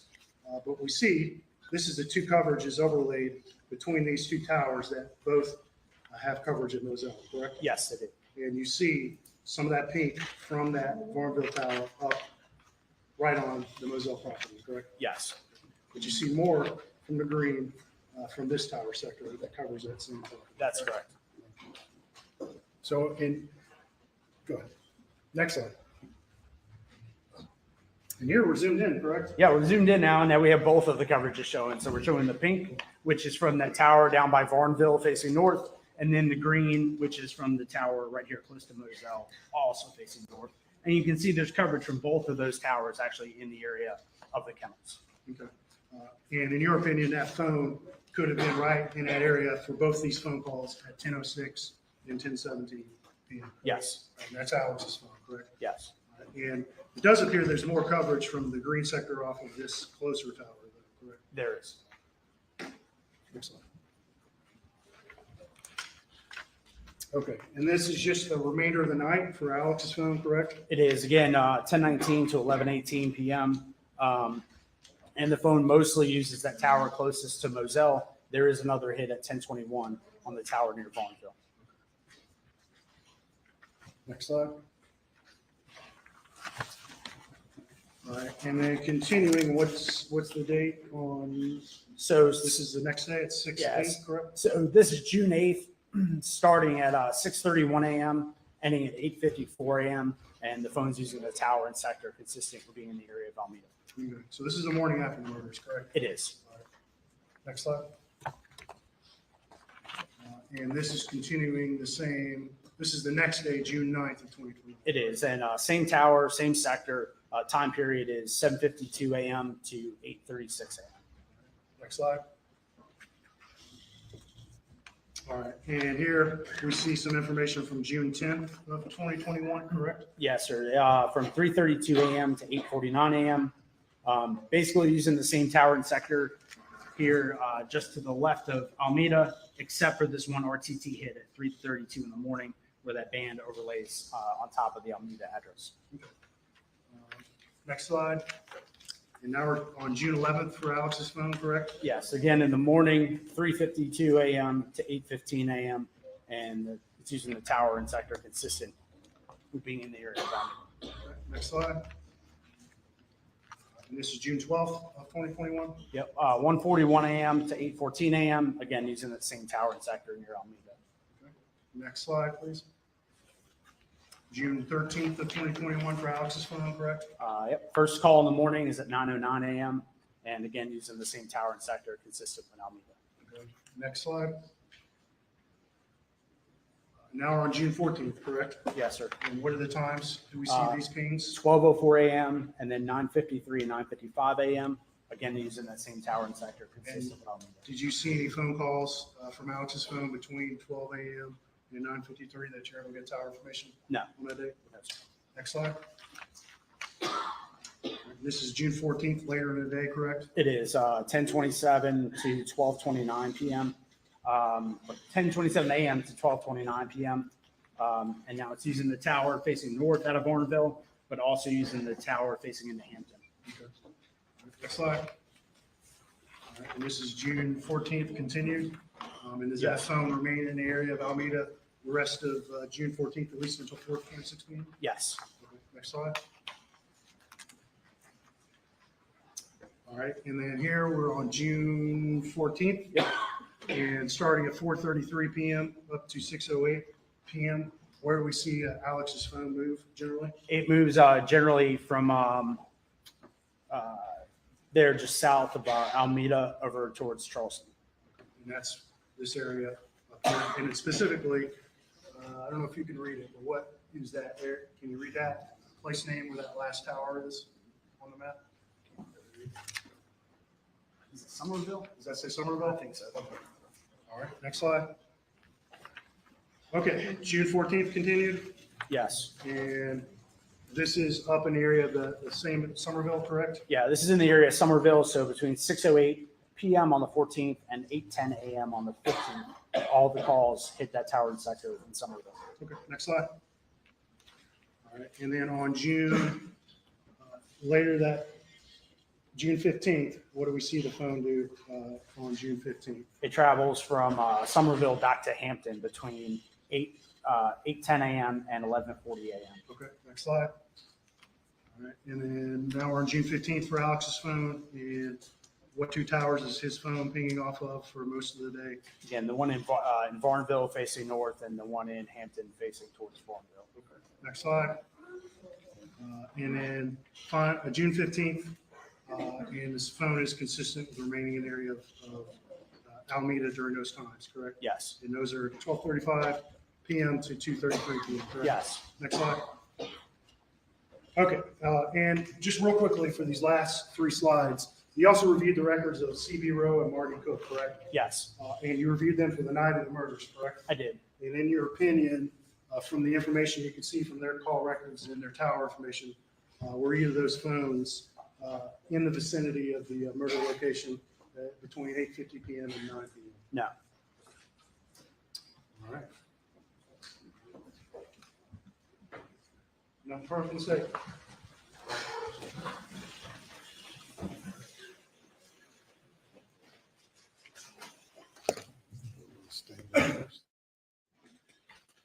So I'll stand for a moment.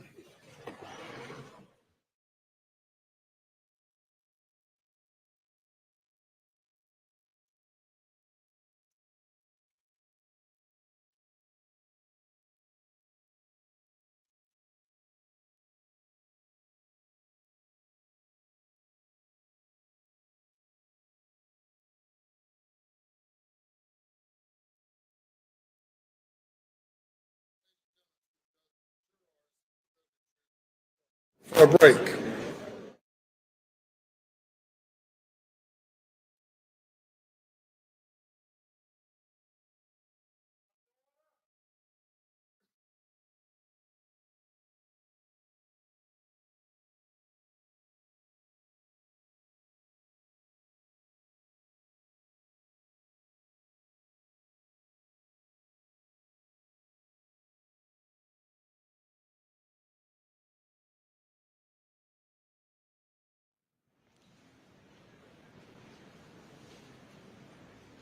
We'll be in recess about 10 minutes.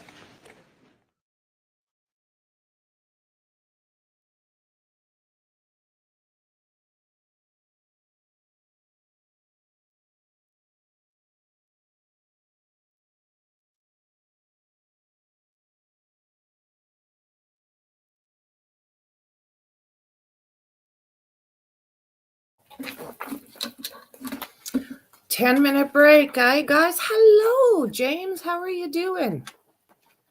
I'm fighting with my printer still. And I even have the card now, Mexi, or the cord. So what the hell? Like, what? I don't get it. I really don't get it. Oh, well. So it was an interesting morning, James. Very interesting. They started to basically call Alec out in his shit a little bit. The housekeeper, she was on, and I don't think that testimony really helped him in any way, shape, or form. I think it helped more Maggie. And right now they're going through phone records and as to where the different towers hit and sectors, and I think things that'll really not be entertaining the jury. It's hard to keep up with all this stuff when they stay technical. It's not the easiest, is it? So yeah, how was your day? So what are you thinking, Mexi, about all this? The dead. Well, no, a different one.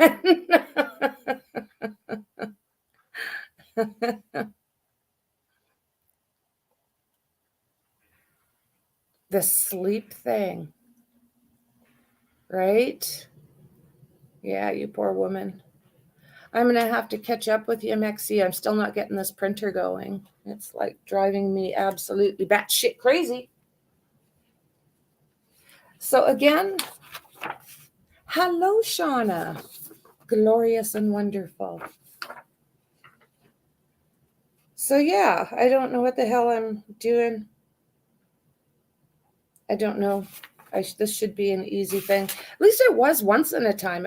Once upon a time, shouldn't they be making technology easier? Technological things. Oh, right. I Like, totally forgot that I'm here. Did you? I was like, That's wait, what funny. am I typing away? I'm here. Yeah, you're still here. That is funny. Oh my goodness.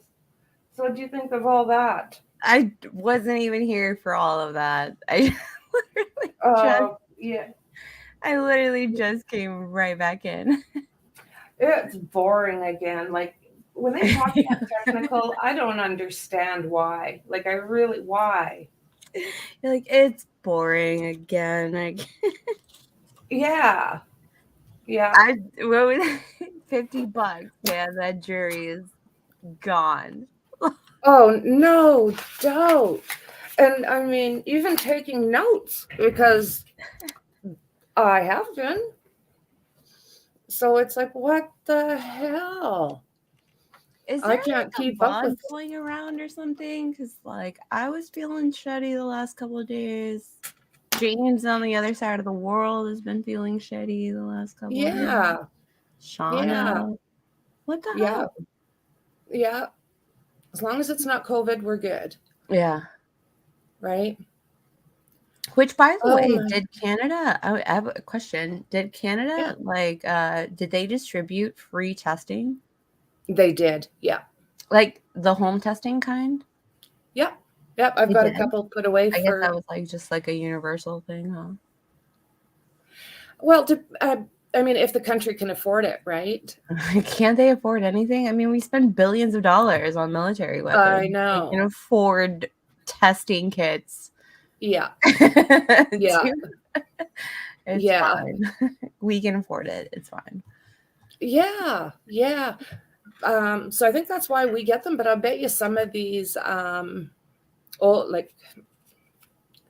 some of these countries that do not have the same type of finances, Easy like access. doesn't. Yeah, finances and easy access. Right. Because like I just ordered, like once the United States was like, hey, we're gonna send out these kits if you want them. You just have to order them. You just get online. It's like a 2-minute thing, and you're set up. You know. All of our advanced settings. Oh my God, come to Canada, friend. Right, COVID, yeah. You know, I was blown away the other day. Sorry, go ahead. We're talking about trial stuff. They were we just get our kits from the pharmacy and they just have them there to take. We don't have to order them or anything. We just go to even our doctor, whichever. You've never been tested, James? Neither have I. Yeah, I was gonna say there's lots of people that did. My hubby got it and I didn't. So that was good. But I did get the kits. Like I did order, like I did get them from the government. Like I signed up for to get them because I was like, that's useful. Right? To have. I'll take them. But apparently they're not very accurate. So well, it was pretty accurate with us, but who knows? Well, So I've heard a lot of people. Yeah, I've heard a lot of people getting like false positives or false negatives off the home testing ones that they sent that the government sent out. Yeah, But I don't know. I mean, that's scary, Shauna. 2 weeks old when he got COVID. Holy. All 5 of us were sick, but only the baby tested positive. That is isn't that so like scary. a human right violation, James? Right. I got refused a minor operation because I wouldn't be tested. You would think that it would be illegal, but I don't even think doctors take an oath. Like, what is that? What's that called? But they don't. They don't follow any of the guidelines here, at least when it comes to certain things. And yeah. Yeah. I don't know how they would have been if that's I needed cool. surgery or something, but I got my first 2 shots. Really? But yeah, I did. Not under the emergency. Well, I'm not against the Yours shot. is I mean, okay. my parents got them. Like, I'm not, Yeah. they Yeah. did it. I just don't, I don't have the need to do it per se. Trust me, wasn't guys, I'm going not out to. there spreading any kind of germs or like, Mhm. I'm not like, so, and I don't come in My- contact with a lot of people. So Okay. I feel like I don't need it. Yeah. Let's Okay, just what the see. hell? The Hippocratic Oath, yeah. That's the one. I had one That's the doctor. important one. Yeah. I had one doctor that wanted to put me on, like, for my fibro, all these opiates and all this stuff. And he literally said to me, like, and this was a place that had no doctors. It was basically like, do it my way or hit the highway. I do He wasn't gonna. like let you yeah, you're just like, no, you follow my system or Yeah. you. Yeah. Unreal. Just unreal. The Just like Hippocratic I find Oath. it weird that the Hippocratic Oath actually has like hypocrite almost. Yeah, that's what I was gonna say. It's Exactly, the hypocrite oath. The hypocrite.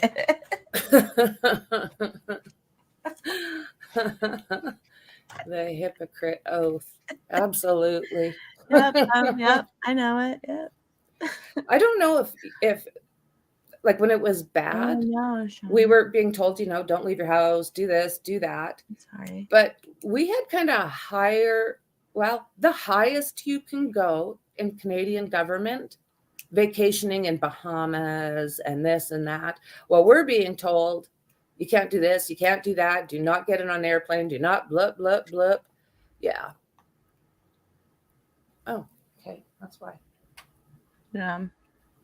So yeah, that made you pissy when you're not, you can't see your family and yeah, it's like, yeah. So, if you want to entertain me for a second with my conspiracy theory about COVID. Yeah. So you know that I travel, right? And I usually travel like around the main holiday for me, which is Christmas. I love Christmas, guys. I travel during Christmas. And I actually that year I had made an extended trip. Because I wasn't necessarily planning on working at all. It just so happened that the holidays like fell on good days where I could just take an extended vacation kind of thing. Right. Yeah. But when I was at the airport, so I left early. And when I was in the airport, I'm not trying to be racist or prejudiced or anything, but I just noticed that they were of Asian descent. Mm-hmm. Don't know from where. Yeah. But they were wearing masks at the airport. And this is like before they do got that to the United States. I know they do that like kind of like on the regular, but like shouldn't that say a lot? Like I realized that after the fact that they do that regularly. Yeah, in China, like you'll see them all over the place wearing masks. So I think when they come here, they're just so used to it that they continue on. But that's the first time I had ever noticed it. So like this is me like saying like I like coming from a person who travels usually around the same time every year, all the time. Yeah. I had never ever noticed that. Up until then. Yeah. And maybe it was just me not noticing, but yeah, that was weird. Yeah. It is definitely interesting, isn't it? Yeah. Oh my God, I'm going to throw this damn printer out my window. Don't do it. Don't do it. Like it's even hooked up and I can't get it to work. Offline. What do you mean offline? Why do you need to be on the unplug that thing and start over, man. Sometimes I just did it. And you're like, I just did that. Yeah. It's like, oh my God. What the hell? I got an orange light on there, but I don't know what it is. I just This like, is why oh they my make like God. comedies from like offices, like office humor, because it's shit like that that you're just like, Oh, absolutely. working.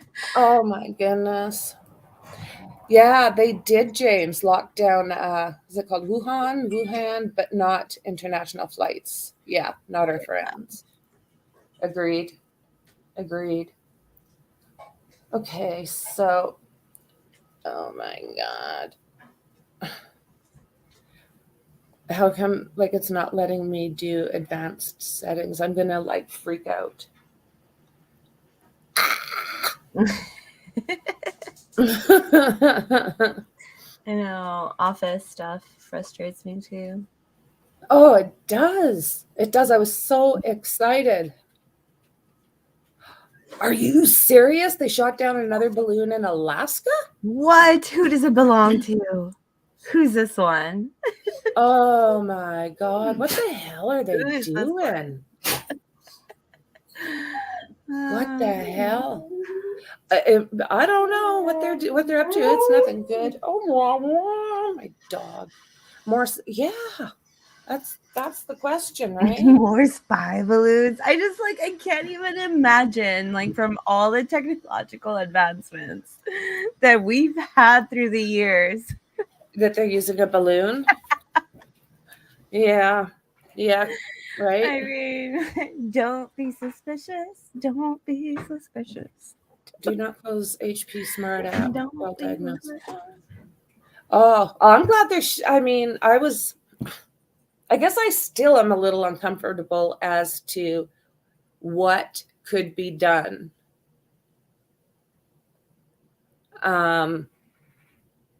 Sorry, distraction.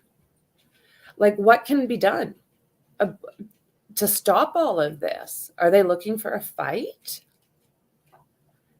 That's not good. Who's looking for a fight? Right? Who's looking for a fight? Let's do it. I'm ready. I'm in. Oh my God. Oh my God. I just feel like China's better than that, you know? China. Yeah. Please tell me you're not actually using spy balloons. Come Well, on. it sounds like it was something along those lines, because they were pretty pissed off when that one was shot down. Were they? Oh yeah. Using it as an excuse to shoot something down of theirs. What are they gonna shoot? What are you guys I gonna know. do? That's I have a question for China. What are you guys gonna do, huh? What are you gonna do? What are you gonna do? Sadly, the thing they is do a lot, actually. Yeah, that's the thing. Again, why use a freaking balloon? I know. Oh my God. I just don't believe it. I don't believe this is actually happening right now. I don't believe it. Yeah. Well, fair enough. I mean, like you say, with all the technology, and they use a visible balloon, right? Like something that's visible. Come on now. Russia's still using like infiltrated spies and shit from whatever. I don't know. Yeah. Yeah. Oh my God. Okay, just do this now. A bioweapon. That's interesting. That's what I worry about. Well, exactly. See, now that you say that, I did. Again, this is just all conspiracy. Me putting my brain putting things together in a weird way. I saw like some report about some oil, like not oil tankers, but something in Ohio, like trying to release gases, poisonous gases into the air, and it going successfully. I was like, what? Yeah, I don't know. The world's getting bloody scary. It really is. It's like, what are these people capable of? And I mean, it's not like we don't have a shit ton to worry about as it is. No kidding. Yeah. Oh my Everywhere goodness. you go, danger. Right? I'm gonna scream. Stop messing with the printer. Stop. I need it. I want it. There's stuff I want to get like done, and it's just not letting me.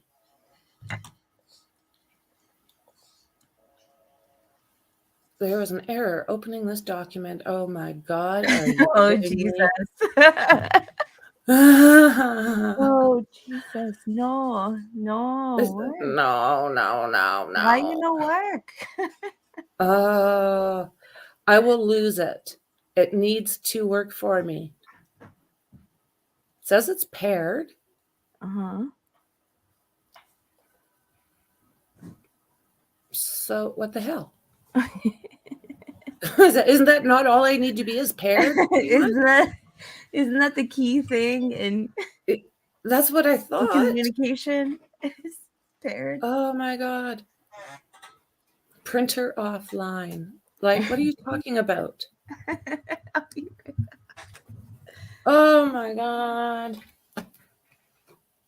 Okay, I'll press you. Do whatever it is you do, that button that's blinking. Oh, I am not a techie. If this prints out another bunch of stuff telling me about the printer, I'm gonna lose it. Thank God I've got these guys as distractions. Like, good God. Because this is a distraction. Okay, give me a break here. Yeah, it is a massive, actually, distraction, this case. Okay, let's print Terry, because that might be interesting. Just do it. I'll talk to you on Discord, and maybe you'll be able to, like, give me a hand, because I do seem to be lost.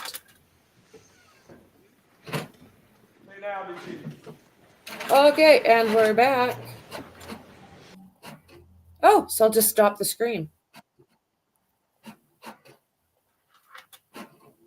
No. Yes. Yeah.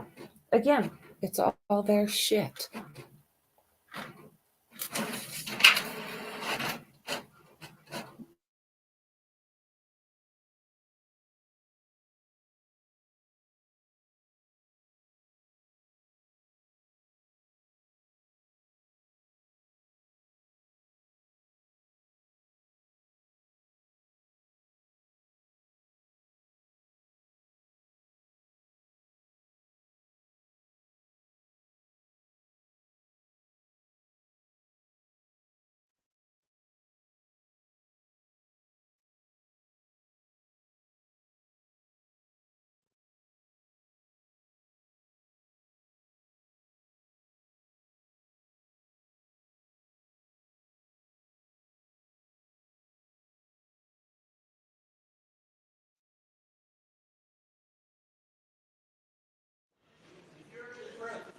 All right, thank you.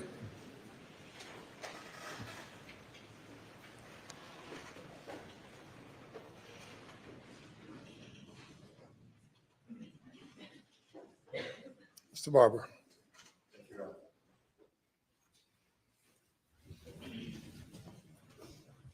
Good afternoon, Agent Wild. Good afternoon, sir. I don't think I'll have many questions. This won't take long at all. We were looking at a lot of maps, and they had a lot of timestamps, and I think they're referred to as pings sometimes. They're not pings. What are they? They're activations on the record. So whether they be incoming or outgoing phone calls, or those RTT activations, which are slightly different, or the other things with Paul's phone, those are like the iPhone location data records. But we're looking at calls, text messages. Would a text message always make one of those timestamps? Now, so on Verizon, which all the phones in this case were, with Verizon, we're not going to get call detail record. We're not going to get location data with the text messages, just the way they're designed. Okay. And I just wanted to be clear when we said that there weren't more calls coming into Maggie Murdaugh after 7, that there were some text messages, but if there were, they wouldn't show up. Correct. They wouldn't show up in her call detail records with cell tower information.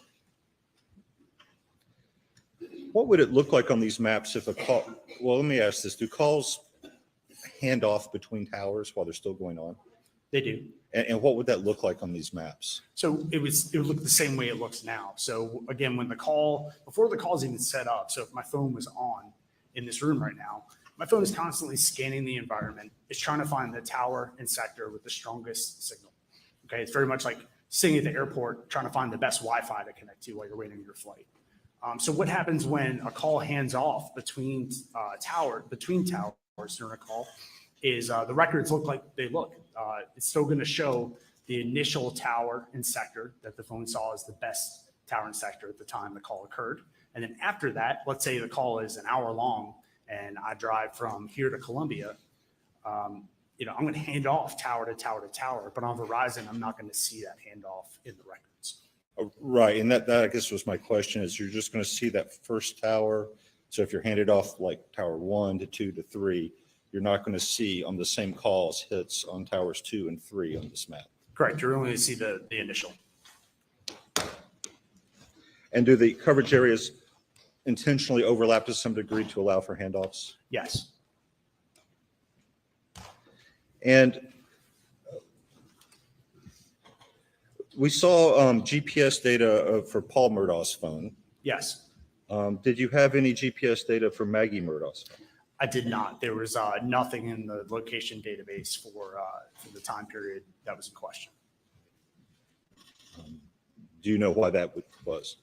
It's either something Paul was running on his phone that generated it, or a lack of something that Maggie wasn't running on her phone that did not generate it. I really don't know the answer to that. I mean, so the answer would be that you don't know. I don't know. Yes. And what about Al Murdaugh's phone? There was nothing during the time period. So you mentioned that you've testified as an expert in, I think, over 100 cases. Yes, sir. And some of those other cases, were you able to show phones moving together? Sometimes we are, yes. Were you able to do that in this case? I did not do that in this case.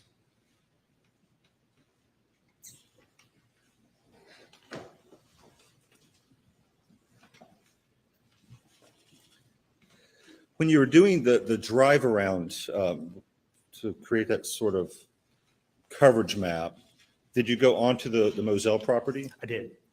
Was that with the consent of Alec Murdaugh? Yes, I believe so.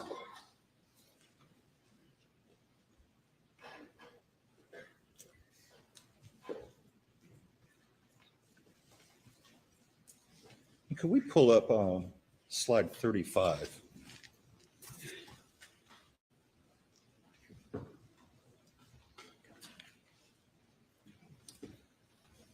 Can you see the screen? I can. And I think the previous testimony was that this 10:06:31 call was the 911 call. Yes. I just want to ask about that timestamp because we heard from someone from the FBI yesterday, the 911 call was actually placed at 10:06 and 18 seconds. So what would account for the 13 seconds difference between the two?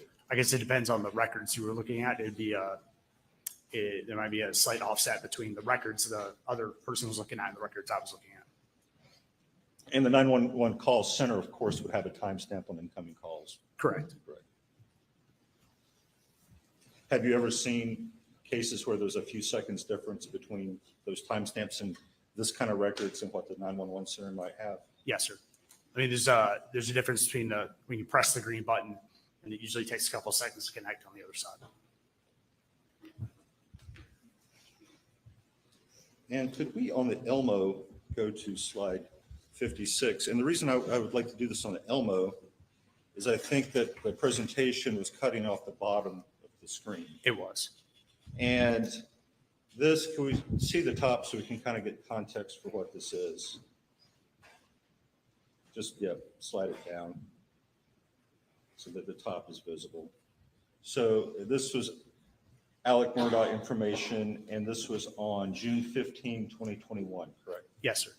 And do you know that's Tuesday? I don't. Can we scroll and so we can see the bottom? It says that activity after 2:33 p.m. indicates travel to Somerville. Is that correct? Yes, sir. Do you have any data after that? Is that the end of the data that you have? regarding Alec Murdaugh? Is that the last slide? You have, Okay. the slide. So this is slide 56 that we're looking at.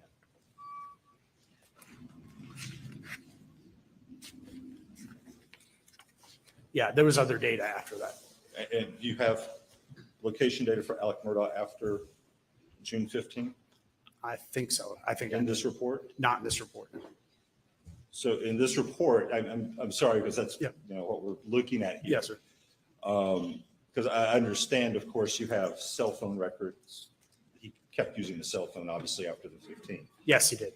But for what's being presented to the jury, the last entry is, Tuesday, June 15, is the end of what you have. Yes, it is. And he's going to Somerville. Yes, sir. And finally, last 2 or 3 slides, we don't need to show them. There was some information for some other people, a CB Rowe, a Marty Cook. Yes, sir. Why were you looking at information for them? I was requested to look at the information for them for the night of the incident. Were you requested to ever look at information for an Eddie Smith or a Spencer Roberts? Eddie Smith sounds familiar,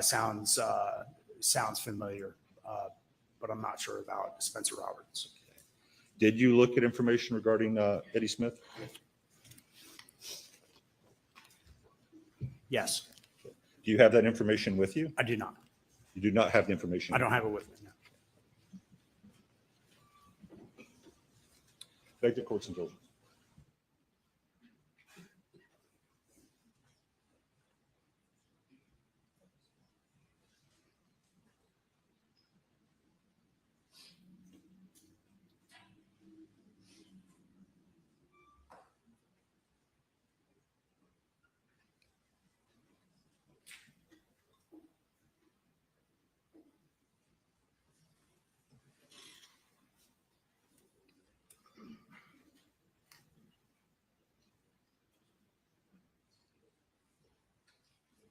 No further questions, Your Honor. By the state. Briefly, Agent Wild, you were asked by Mr. Barber whether you've been able to pinpoint 2 phones together in other cases, correct?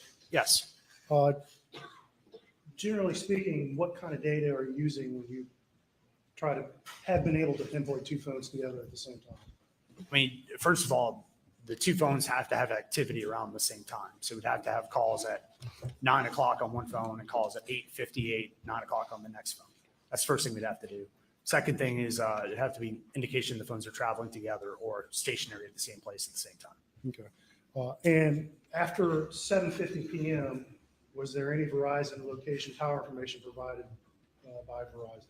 There was not on Maggie Murdaugh's phone. There was not. So you wouldn't be able to provide any opinion as to whether her phone was near any other phone in the world after 7:50 p.m., correct? That's correct, because there's no data to compare it against. Okay. Let's first and second. Yes, sir.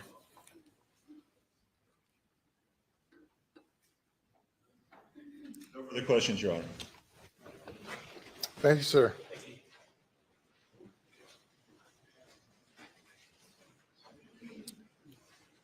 Your next witness. State calls Nathan Tootin.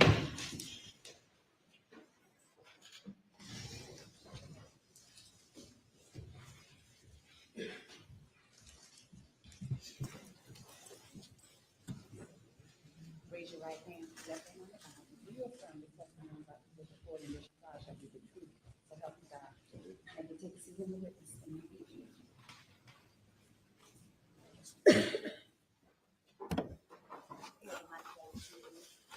State your name again for the record. Spell your last name. Nathan Tootin, Tuten. Nathan, good afternoon. How you doing? Good. How about you?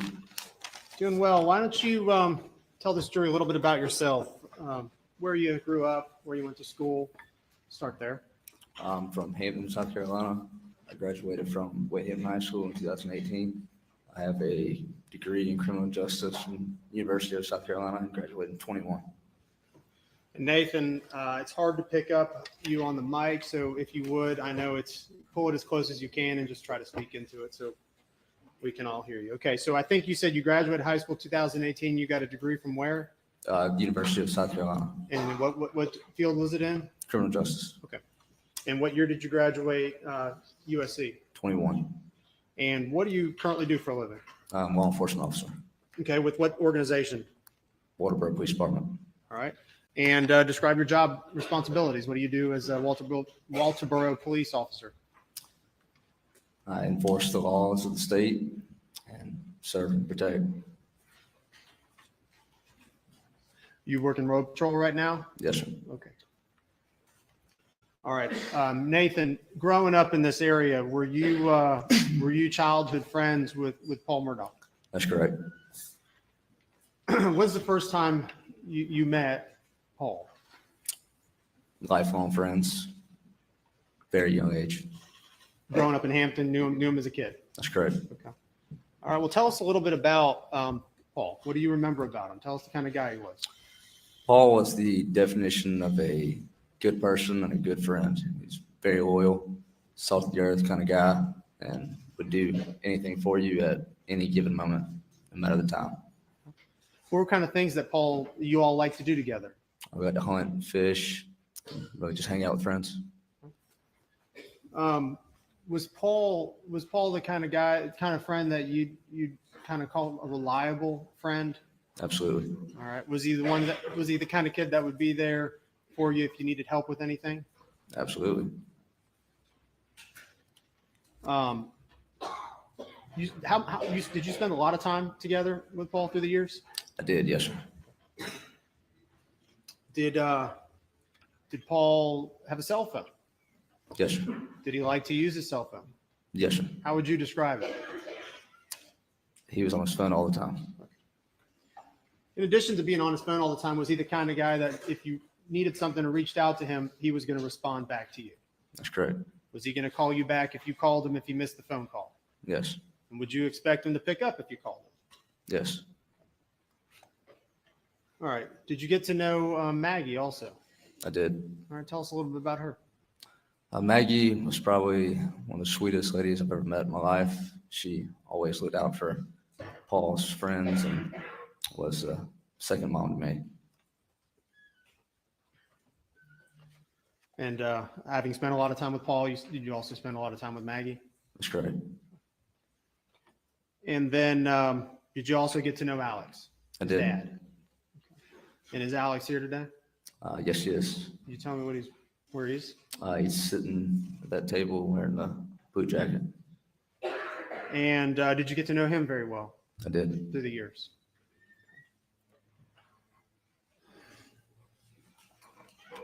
Did you know the family before they moved their primary residence out to what we call Moselle? Did you know them before then? I did. Okay. Were you there when they moved or obtained Moselle and started using that as a residence? I was. All right. When Moselle was first constructed, how many entrances and exits were there? Just one. And which one was that? That was the one by the cabin, or one that leads to the sheds. Okay. And the sheds is that the dog kennels in the hangar area? That's correct. And the cabin, I think you referred to, is there a cabin on the side at the front of that entrance? That's correct. Okay. And who put the mailbox in there? I believe it's Maggie. And tell us about that cabin. Tell us where it's situated and why you know so much about it. My freshman year of college, Paul and I actually lived together at the cabin. So it's like a small house, basically. That's correct. And where is it situated in regards to the hangar area? A little bit closer to the highway. How many feet or how far away? 100 yards, maybe. And so you lived there, I think you said for the summer? It's just a semester. A semester? Mm-hmm. All right. How would you describe yours and Paul's friendship? How often would you guys communicate a day? Just about every day. Every other day. Phone calls? That's correct. And texts? Primarily phone calls. And later in life, did Paul go to school? He did. Where did he go? USC. And that's located where? Columbia. And did you Did you see him whenever he would come back into town? I would. Would he come back frequently No, sir. at the college level, at the college years? No, sir. When would you see him? Would you see him in the summers when school was out? Good bit. All right. And I think you mentioned before y'all did a lot of fishing and a lot of hunting. Are you familiar with firearms in general? I would say so. Did Paul have any guns that he favored? Ones that he kept on him and kept with him most of the time? He did. All right. Well, tell us a little bit about, however you want to describe those two guns. The two guns that were with us most of the time was a black 300 blackout and a camouflage 12 gauge Super Black Eagle 3. And the Black 300 blackout, what was that firearm used for primarily? Anything. Did you use it for hunting? I did. Okay. What would you hunt with that gun? Anything. Did it have the scope? I think you said there's a scope on the top or some sort of sight. How would you describe that? As thermal scope. Meaning you could see heat? That's correct. Okay. And describe the Benelli shotgun that you just mentioned also. What did it look like, and how did you know it was Paul's? It had a very distinct digital camouflage pattern, and he had a gun strap that he's used since I've known him, and that's what stayed on that shotgun. Do you know the differences between? So we hear Benelli Super Black Eagle models, and I think we've heard 3 and 2 and 1. Do you know the differences between the various models? I do. Okay. So when you look at it, they have distinctive features on them that would tell you whether it's a 3 or a 2 or a 1? Very subtle differences, but yes. But you feel comfortable that you know the difference? Mm-hmm. Yes, sir. Sorry.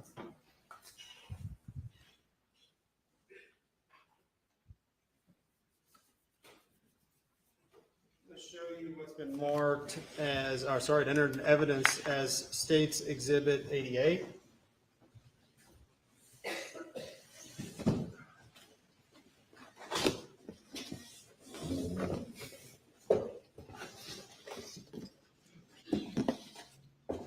Permission to approach the witness. Nathan, I'm handing you what's been marked and entered into evidence as State's Exhibit 88. You feel comfortable taking this for a second and now tell me if you know what it is? I do. Okay. Here you go. Be aware of the muzzle. This is Paul's rifle.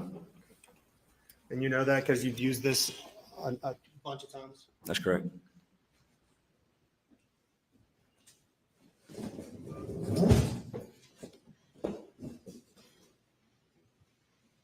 And also now show you what's entered into evidence as State's Exhibit number 4. This one.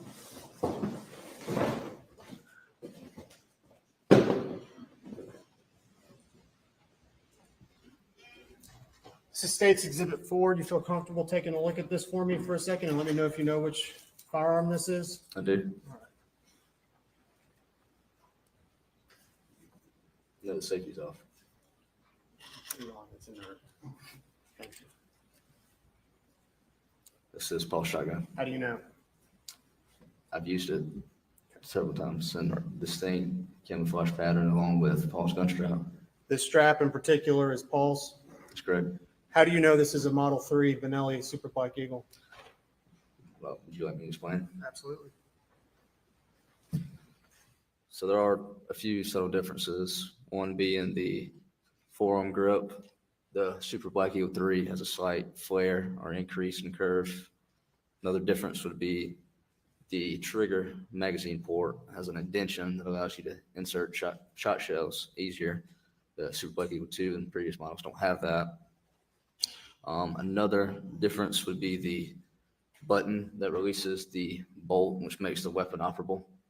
The previous models, being the original and number 2, are circular, whereas this one is more rectangular. I mean, the easiest way to tell the difference is the labeled 2 and 3. Thank you.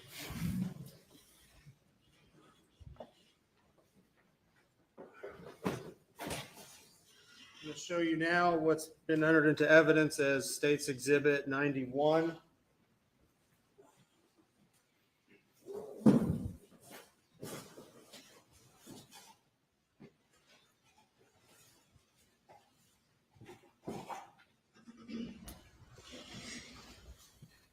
You feel comfortable handling this gun for a second? Let me know if you recognize what it is. I do.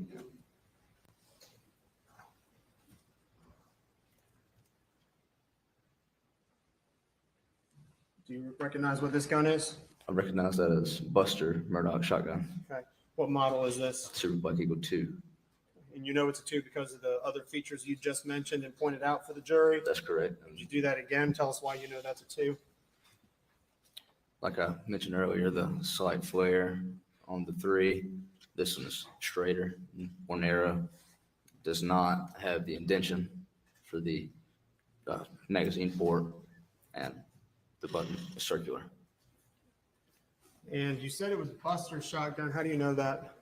The Mojo sticker on the barrel. The sticker at the top of the barrel there? That's correct. Familiar with it. Mojo. That's correct.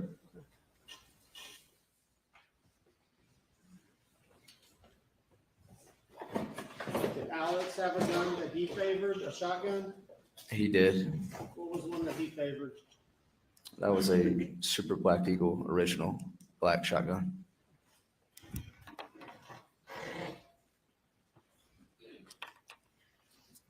Are you familiar? Did Paul have a 300 blackout rifle prior to the black one you just identified? That's correct. All right. Were you familiar with what happened to that firearm, the original one? I am. All right. Tell us the story.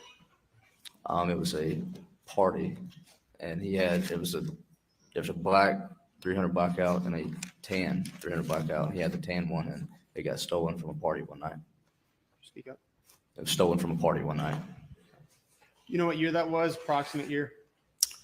I'd say early 2018. And that was our firearm that was stolen was what color again? Tan. Tan. All right. At what point in the Mizell property was what year, approximate year, was the second entrance created? That one with the brickwork. I'm not sure.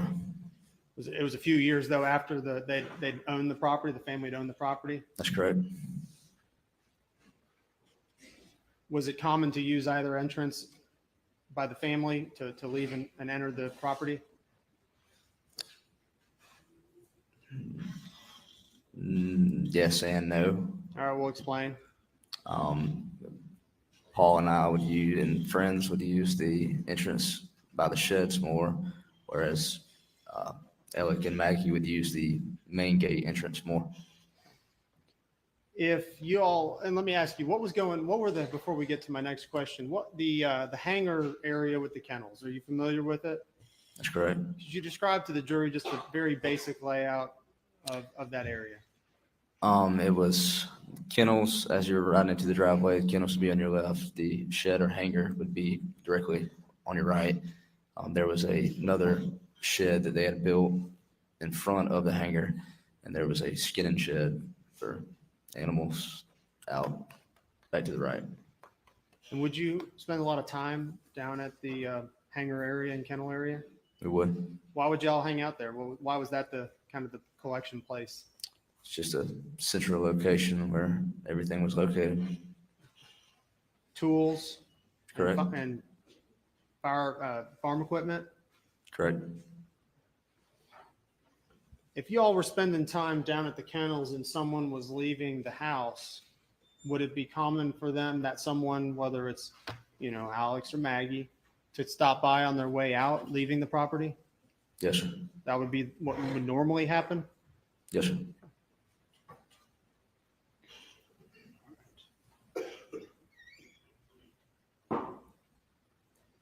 I'm going to play what's been marked as,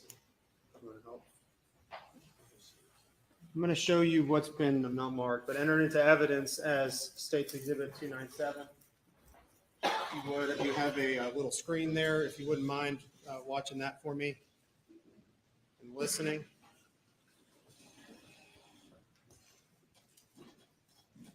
Thank you. for the computer.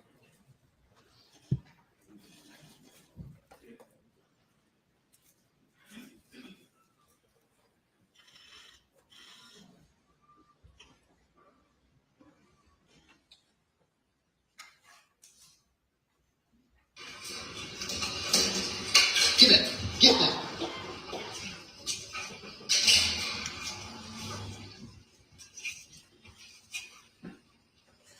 Quit, Cash. Come on. Quit. It's okay. Come here. Come here, Cash. Come here. Okay. Hey, he's got a bird in his mouth. Hey, Bubba. It's a guinea. This is a chicken. Come here, Bubba. Come here, Cash. Come here, Bubba. Cash. Quit.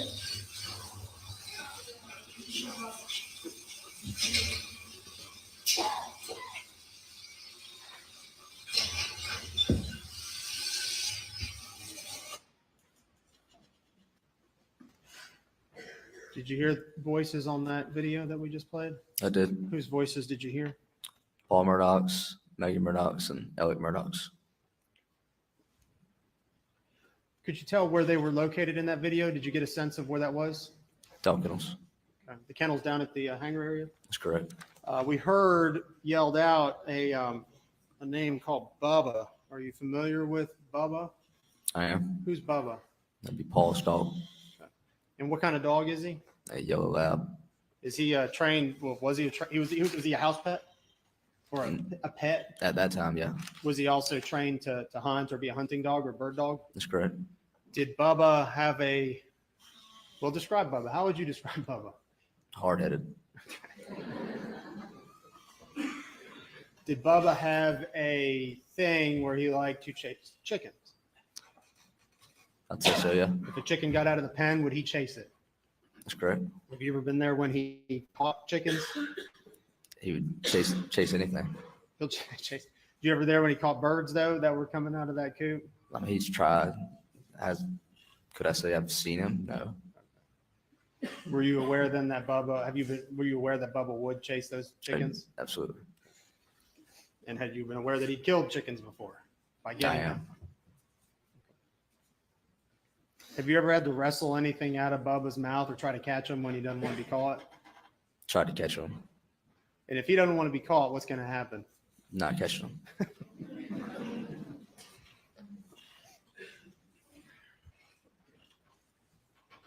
Did you begin working at the law firm we've heard called PMPED? That's correct. Or when did you start working there? I believe it was February of 2019. Okay, and what was your job there? I was a runner. Runner for the law firm in general. That's correct. Kind of without specifically not yet talking about the work you did for Alex, but what kind of work would you do there generally? Be a courier for court documents to different courses on office, assist paralegals and attorneys with road activities.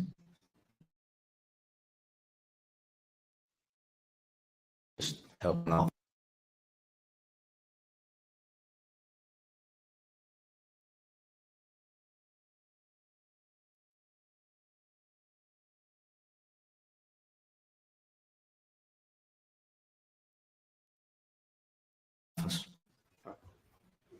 And you worked there from 2019, and when's the last time you worked there? I want to say it was May of 21. So May of 2021, or Excuse me, 2022. 2022. So you would have continued to work there through the tragic events of June 7th, 2021. That's correct. So you saw the upheaval at the law firm as well. You witnessed that? That's correct. Nathan, I'm gonna direct your attention to the weekend leading up to June 7th. Could you tell us a little bit about the any communications you would have had with Paul leading up to June 7th? Did you all talk any leading up to it? To the best of my memory, we spoke that Saturday. I think he called me over the weekend. Did it seem like a normal conversation? Yes, sir. What were y'all talking about? He was going to Charleston, I believe. Just talking on the way. Is that the last time you talked to Paul? That's correct. How were you made aware of what happened? How did you find out? I received a phone call from my mother the night of. Not sure how she knew, but shortly after, I received a phone call from one of the law partners that told me. And they called you because they knew you were close with Paul? That's correct. Where were you living at the time? I was living with another friend of mine in Allendale County. And did you go out there that night? I did not. Did you attend the funeral and wake? I did. Is that the last time you went to Mizell? Yes, sir.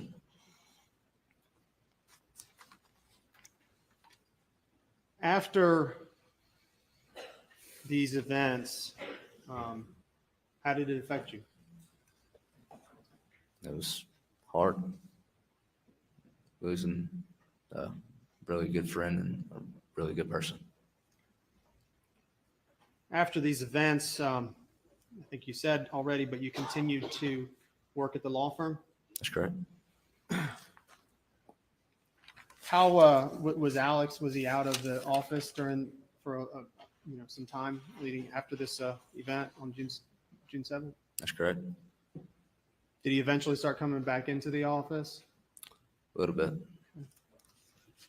Did you have an opportunity or an occasion or multiple occasions to do running for Alex? Yes, sir. All right. And this would be before the murder? That's correct. Tell us a little bit about what Alex would have you do. If I need to pick up court documents from different law firms or courthouses, drive them depositions, cash checks, some of the things. Sorry, you said cash checks? That's correct. He had you cash checks for him? That's correct. All right, well, tell me, where would he send you to cash the checks? Palmetto State Bank. What were your instructions for that? Cash check. And what would you do with the money? Take it back to his office. And Like cash? that's correct. Is it in an envelope or are you just holding it? It was in a Palmetto State envelope. And you would take that envelope of cash and where would you bring it? Back to his office. Okay, and just hand it to him. That's correct. How many times did he have you cash checks like that? Very frequently. Very frequent? That's correct. Many times. Many times. Was there ever a time when you cashed that check and there was a room full of, is there ever any time where you cashed the check, brought it back to Alex's office and there was someone in his office? That's correct. Multiple people, right? Is that correct? Correct. Tell us who those folks were that you would have been there when Alex is sending you to get cash. You're coming back with the cash and there's someone sitting in his office. There was different occasions. One particular occasion was Greg Alexander. Who's he? I believe he's the chief of police for the embassy. Okay. Corey Fleming. Do you know Corey Fleming? I do. What is he? What did he do? He was an attorney as well. Okay. And Alex's best friend. Okay. And who else? And Chris Wilson. And do you know who Chris Wilson is? I do. Who is he? He's an attorney in Bamberg, I believe. When did Alex stop asking you to cash checks? What was the time frame? I believe it was a few weeks before the murders. So A few weeks. You've been doing this a lot, and a few weeks before the murder, he doesn't ask you to cash any more checks. that's correct.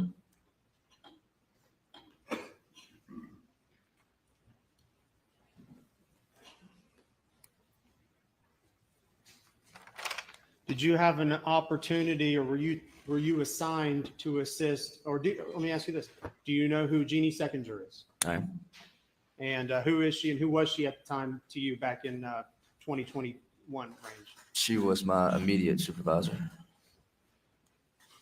And were you ever, after the events of June 7th, were you assigned and tasked to assist her in her investigation of financial improprieties within the firm. In some ways, yes. All right.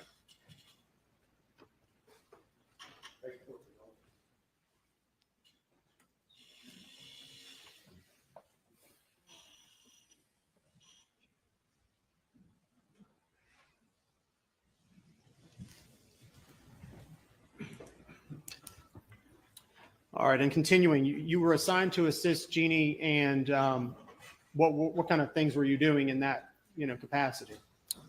We would look through different cases. She would have me get cases from probate court, and go through and highlight clear checks, and if I found a discrepancy, bring it to her.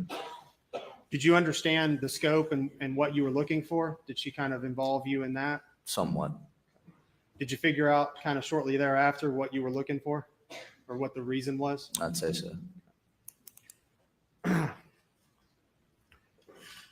going to direct your attention to July of 2021, specifically July 4th, or that July 4th timeframe. You have that in your brain? I do. Did you drive Alex to the airport? I did. Tell us about that. Why did you drive him to the airport? Well, at the time I was still a runner, and he asked me to give him a lift to the airport. So that's what I did. Where was he going? I believe he was going to Florida Keys with Maggie's family. So he's going on vacation to the Keys on July 4th weekend or July 4th timeframe? That's correct. And did you in fact drive him to the airport? That's correct. Did you have a chance? Did he say anything to you on that ride to the airport? We talked. Did he tell you anything about the boat case? He did. What did he say? He said that he would like to clear Paul's name. And do what? And beat the boat case? Beat the boat case. So now with Paul gone, he's talking about he can beat the boat case. That's correct. This is a month after the murder? That's correct.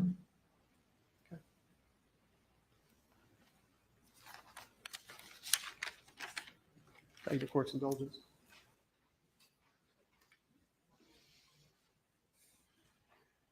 Nothing further, Your Honor. Thank you. Yes, sir.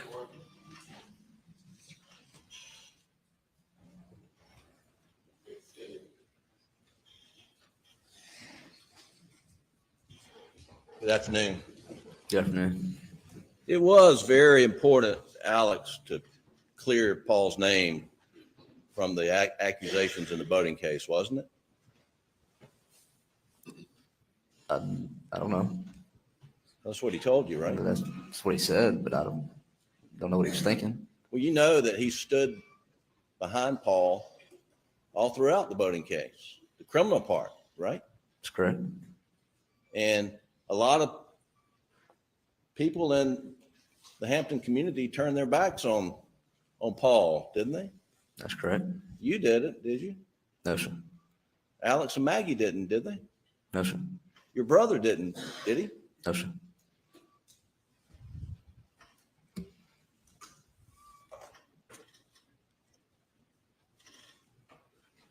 And are you sure it was July 4th? The week of the 4th. That's correct. Okay. And he was going to Florida on a vacation and visiting with Maggie's parents, Maggie's sister, brother-in-law. You understood that? Yes, sir.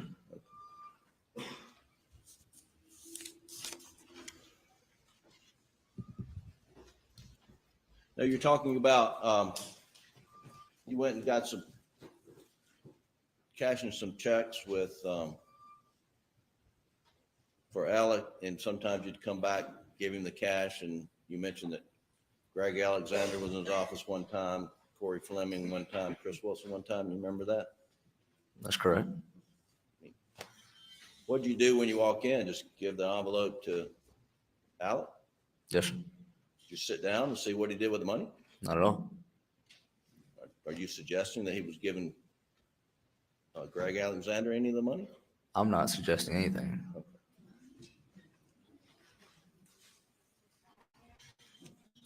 Do you know if that's what the Attorney General was trying to suggest by asking you that? Objection, Your Honor.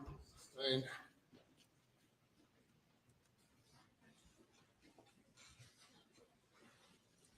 You've known Paul, you knew Paul all his life for the most part, correct? Correct. And how old are you? 23. And I think you described Alex and Maggie as kind of your second parents. That's correct. You spent a lot of time at Moselle. You hunted with Paul and Buster too, I take it. That's correct. And you lived there at that cabin you talked about right there on the edge of Moselle Road, right? That's correct. Okay. And Paul's go-to guns were a 300 Blackout and the 12 gauge Benelli that you identified here in the courtroom, right? That's correct. But now you knew that Paul's had originally been given a 300 Blackout for Christmas that got stolen, right?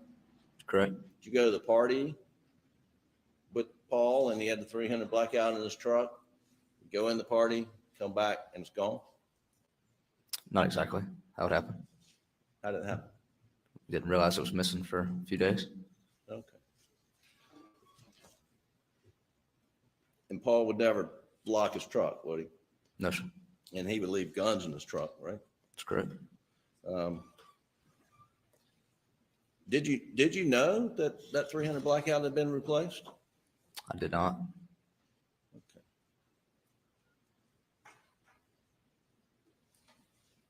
Okay. When did you learn that? This trial? During the trial. That's correct. But up until the trial, you never knew that it had been replaced. No. But you'd seen Paul use 300 Blackout you identified as his go-to gun, right? That's correct. And the 300 Blackout that you identified has a thermal scope, does it not? That's correct. And whose gun did you think got stolen? Paul's or Buster's? I would assume Paul's. Were you aware that the 300 Blackout replacement did not have a thermal scope? If I didn't know about the gun, then no. Okay. So do you know whether or not this is Buster's 300 Blackout sitting here in the courtroom? That is the gun that I used at Moselle. Okay.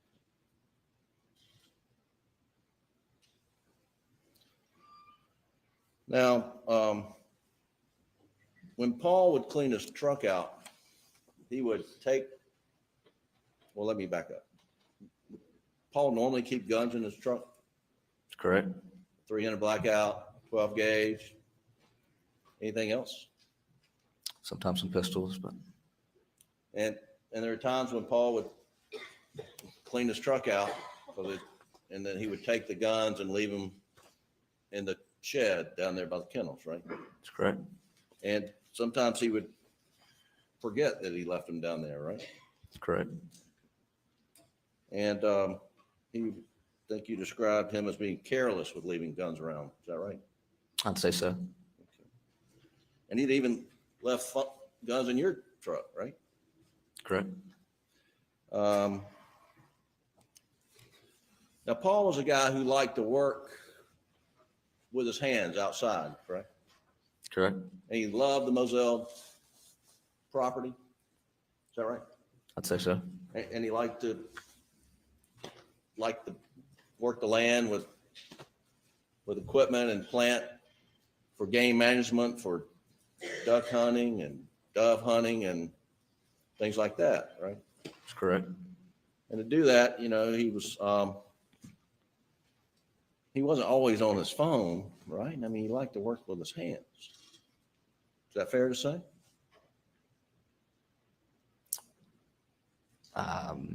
Wouldn't say that altogether. Take several breaks while he's working with his hands. Right. And I think you've described it. I mean, he would put his phone down and while he was doing some work and then he'd forget where it was. He'd lose it. He'd go back and find it later. That's correct. That happened fairly regularly, didn't it? I'd say so. And you listen to the video that was played, did you hear water running in the background? I'm not sure. What kind of work would Paul do down there by the kennels? What do you mean? I mean, you know, would he, if Bubba or the other dog had messed in their dog run, would he clean it up? I'd say so. Okay.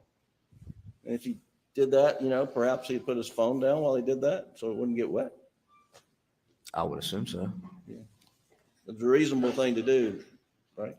I'd say so. Okay.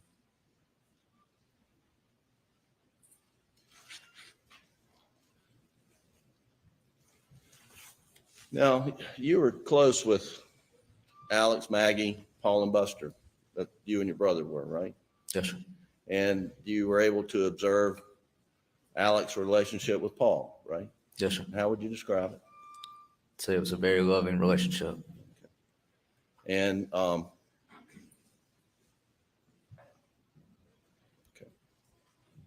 And how would you describe Alex's relationship with Maggie? I would describe it the same. 1 second, Your Honor.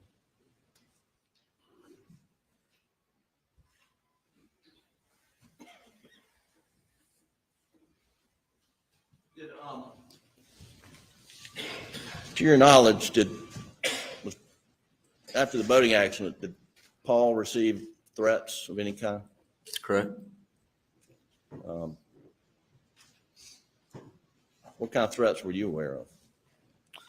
Just threats that he would say people would text him, different social media platforms, but Right. didn't really go into very vivid detail or anything. I'm sorry. Didn't go into very vivid detail about anything. He just And his circle of friends got really close, tight after the boating accident. And you and your brother, he talked to you all frequently, did he not? That's correct. Okay. And then he would go to Charleston to visit with friends down there, correct? That's correct. So he didn't feel comfortable, you know, in the Hampton area where he lived because of the boating accident. Is that right? He stayed away. Yes, sir. That's all I have. Thank you, Your Honor. Redirect.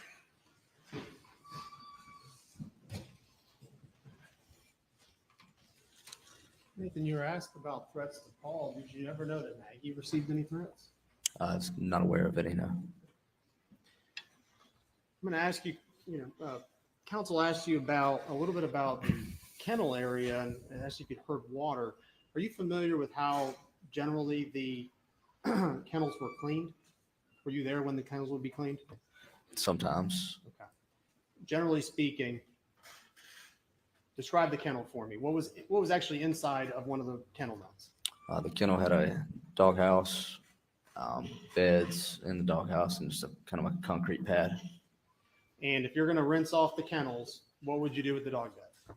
You would put it on top of the dog house Okay, and why was that?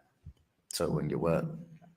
And then what would you just leave the dog? Would the family or if you were cleaning it, leave the dog bed up on the top of the kennel, or are they going to bring it down when the kennel after a certain point in time? You wait for it to dry and then bring the bed. If you were down there or anyone was down there at the kennel area and it was nighttime, would you turn the lights on? Yes, sir. Are there sufficient lights out there to make it a fairly well lit area if all the lights are on? I'd say so. If you're at the main house and the lights are on down at the kennels, can you see that area from the house? Yes. Would it be very visible to you to see that there's lights on down there? Yes. Would the fans, are there fans in the kennel area? There are. Would the fans be left on generally for the dogs? Generally. And again, if anyone was down there working, would the lights be turned on? Yes, sir.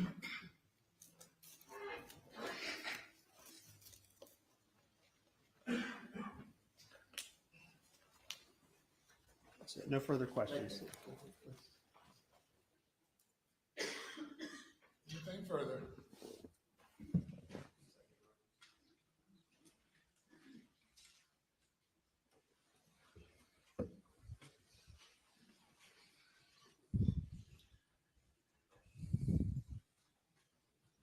counsel asked you a question about Paul's phone usage. I think he said Paul uses his hands and what he would do with his phone.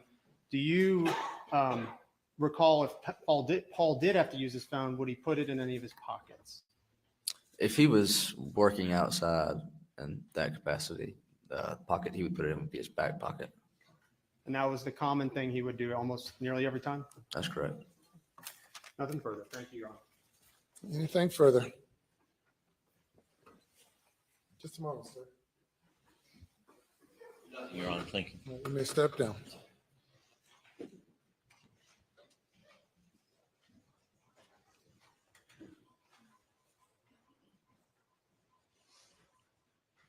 All right, ladies and gentlemen, that'll do it for this day. Please, we'll have a good weekend and we'll see you 9:30 Monday. Yay! Early Friday. It's Friday night. I feel alright. It's Friday night. Yeah. Oh my God. It's exciting. Frankie, hello. Hello. Printer. I've got everything scattered from one side of my desk right now to the other. It's like papers. I swear I've put through 500 papers and it's all giving me the same information. I've got another light blinking that I don't know what the hell it's for. It's like, oh my God. I feel you. If there's something that I hate, it's like office work. Like when I have to, like, when things don't work for me when they should be working, when they were already working, and now you're not working, I don't understand. I start throwing things. I really do. I'm toxic to work around. Well, I don't like it when things don't work, and I don't like it when it doesn't make sense. You're working a second ago. Why aren't you working now? Explain. I don't get it. So it was an interesting day anyways. Yeah. I'm going to have to rewatch that Sectors guy. Mm-hmm. Yeah, that was a lot to retain. And without that board, it's like, oh my God. He was using like a 22-inch screen with like a big yard ruler. He was like, if you see here, you're like, what? Where? Exactly. Right? Oh my God. Oh my God. Well, hopefully Monday is equally as interesting. I think now that financial stuff is pretty much weeded out, we should be able to get like down to the real stuff, what's been going on. What they've been hiding, if they've been hiding. Yeah. Maybe talk about Buster a little bit. I'm hoping. Friday. Friday. Yes, Friday. Damn straight. Yes. It flew But by. you know what? Long week. I am going to jump off because I have to reboot my computer to see if I can get this damn printer going. Oh my word. Let me know. I'll be here. Sounds great. So thanks everybody for joining us. Appreciate it. We will see you in the next one. Bye.